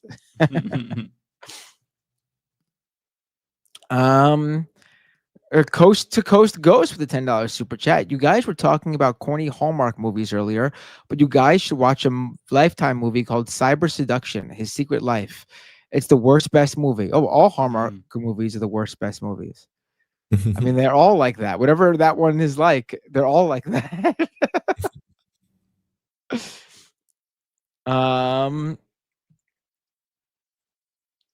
John Jeffrey with another super chat. Remember, if the Jays win, Mattingly gets a ring. Oh, there's something really interesting where there's a player right now who played on both the Blue Jays and the Dodgers this season. Like he was on one of those teams first, and he was designated for assignment after a few games, and the other team picked him up, and then they let him go or something like that. But what that means is that because he played for those teams, there is a single baseball player who did that, and because of that, no matter who wins the World Series, he is guaranteed a World Series ring. It's incredible. I would imagine that. Imagine playing for both World Series teams. Like the guy hedged his bet pretty good, didn't it? He's gonna walk away with the ring. Choki with a super chat. Did you know Melania was with Epstein before Trump? I heard about this. Maybe not with him, but she was connected somehow. I'd heard about this. Yeah, I heard about that too. I got a couple new ones in. Omega Shenron says, Lance, what part of One Piece are you up to? I'm still on volume. Each one of those things has 3, so I'm on volume 12. Volume 12 of the original anime books. What arc are you in? They're in the middle of the whale right before they get to the Great Line, and in the whale they've met an old man and they're discussing why he lives there and a bunch of stuff related to that. I have to order a bunch of new books though, because I'm at this point where I'm like I'm big on page turning it, and then I feel that I'm going to get to a point where when I run out I'll feel sad. So I was like, I got to order like 3 volumes in a row and then get back into it. You're at Laboon. Oh, love it. And I got one from Tropical Ding Dong who says, let's have an argument. Nightmare Before Christmas isn't a Halloween movie. I wouldn't necessarily argue because I agree. I think it's a hybrid. It's Halloween and Christmas. Or Christmas and Halloween. Yeah. So you're not wrong. It's there's some gray area there. So yeah, I don't disagree. So there's no argument. It's both. there. It's both. It's a Halloween and a Christmas movie. That's the genius of it. It's a Halloween and Christmas movie. You go watch it the entire holiday season. I mean, Disney in Disneyland in California, they change the theme of the Haunted Mansion every year to Nightmare Before Christmas, and they keep it from the Halloween season. I guess they changed it at the beginning of October, and they keep it that way all the way to the end of December, and then they bring it back as the regular Haunted Mansion. It's both. It's both. That's it. Thank you to Red Fire Blue Ice for the other random $2 sticker. Appreciate you. Do you guys want to raid Carolyn Kwan, or do you have hold someone else? on. I have just a really quick. On Twitch, TC Moonpie subscribed with Prime. Thank you. Ponderosa Pine resubscribed for 18 months at tier 1. They've been subscribed for 46 months. Thank you so much, Ponderosa Pine. I really appreciate it. Thank you, everybody, for all your support. Means a lot. And happy Halloween. And who are we rating? Happy Halloween. Caroline Kwan, spelled Caroline just like Caroline, and Kwan K-W-A-N. I know who that is. Love Caroline. Yeah, she's great. All right, hold on. All right, I love you. I guess I'll see you on election night if y'all want to do that, and if you don't, I'll see you on the regular show. I'm definitely. I'm good. Even if Ariana doesn't do it, I'm gonna go, and I don't know if I'm gonna do a stream by myself, but I'll definitely be there doing stuff. So you'll hear from me then. All right, I'm gonna hit raid now. Sounds good. All right. Oh, quick one, real quick from Creflo. Google Hoggish Gridley from Captain Planet and do a side by side with Tom Homan. Also, what is the better right-wing movie, Lean on Me or Falling Down? Falling Down, I think, but I'll Google that. Thank you, Creflo. All right, let's go ahead and raid. All right, we'll see you all next week. You all take care. Have a wonderful weekend. Bye.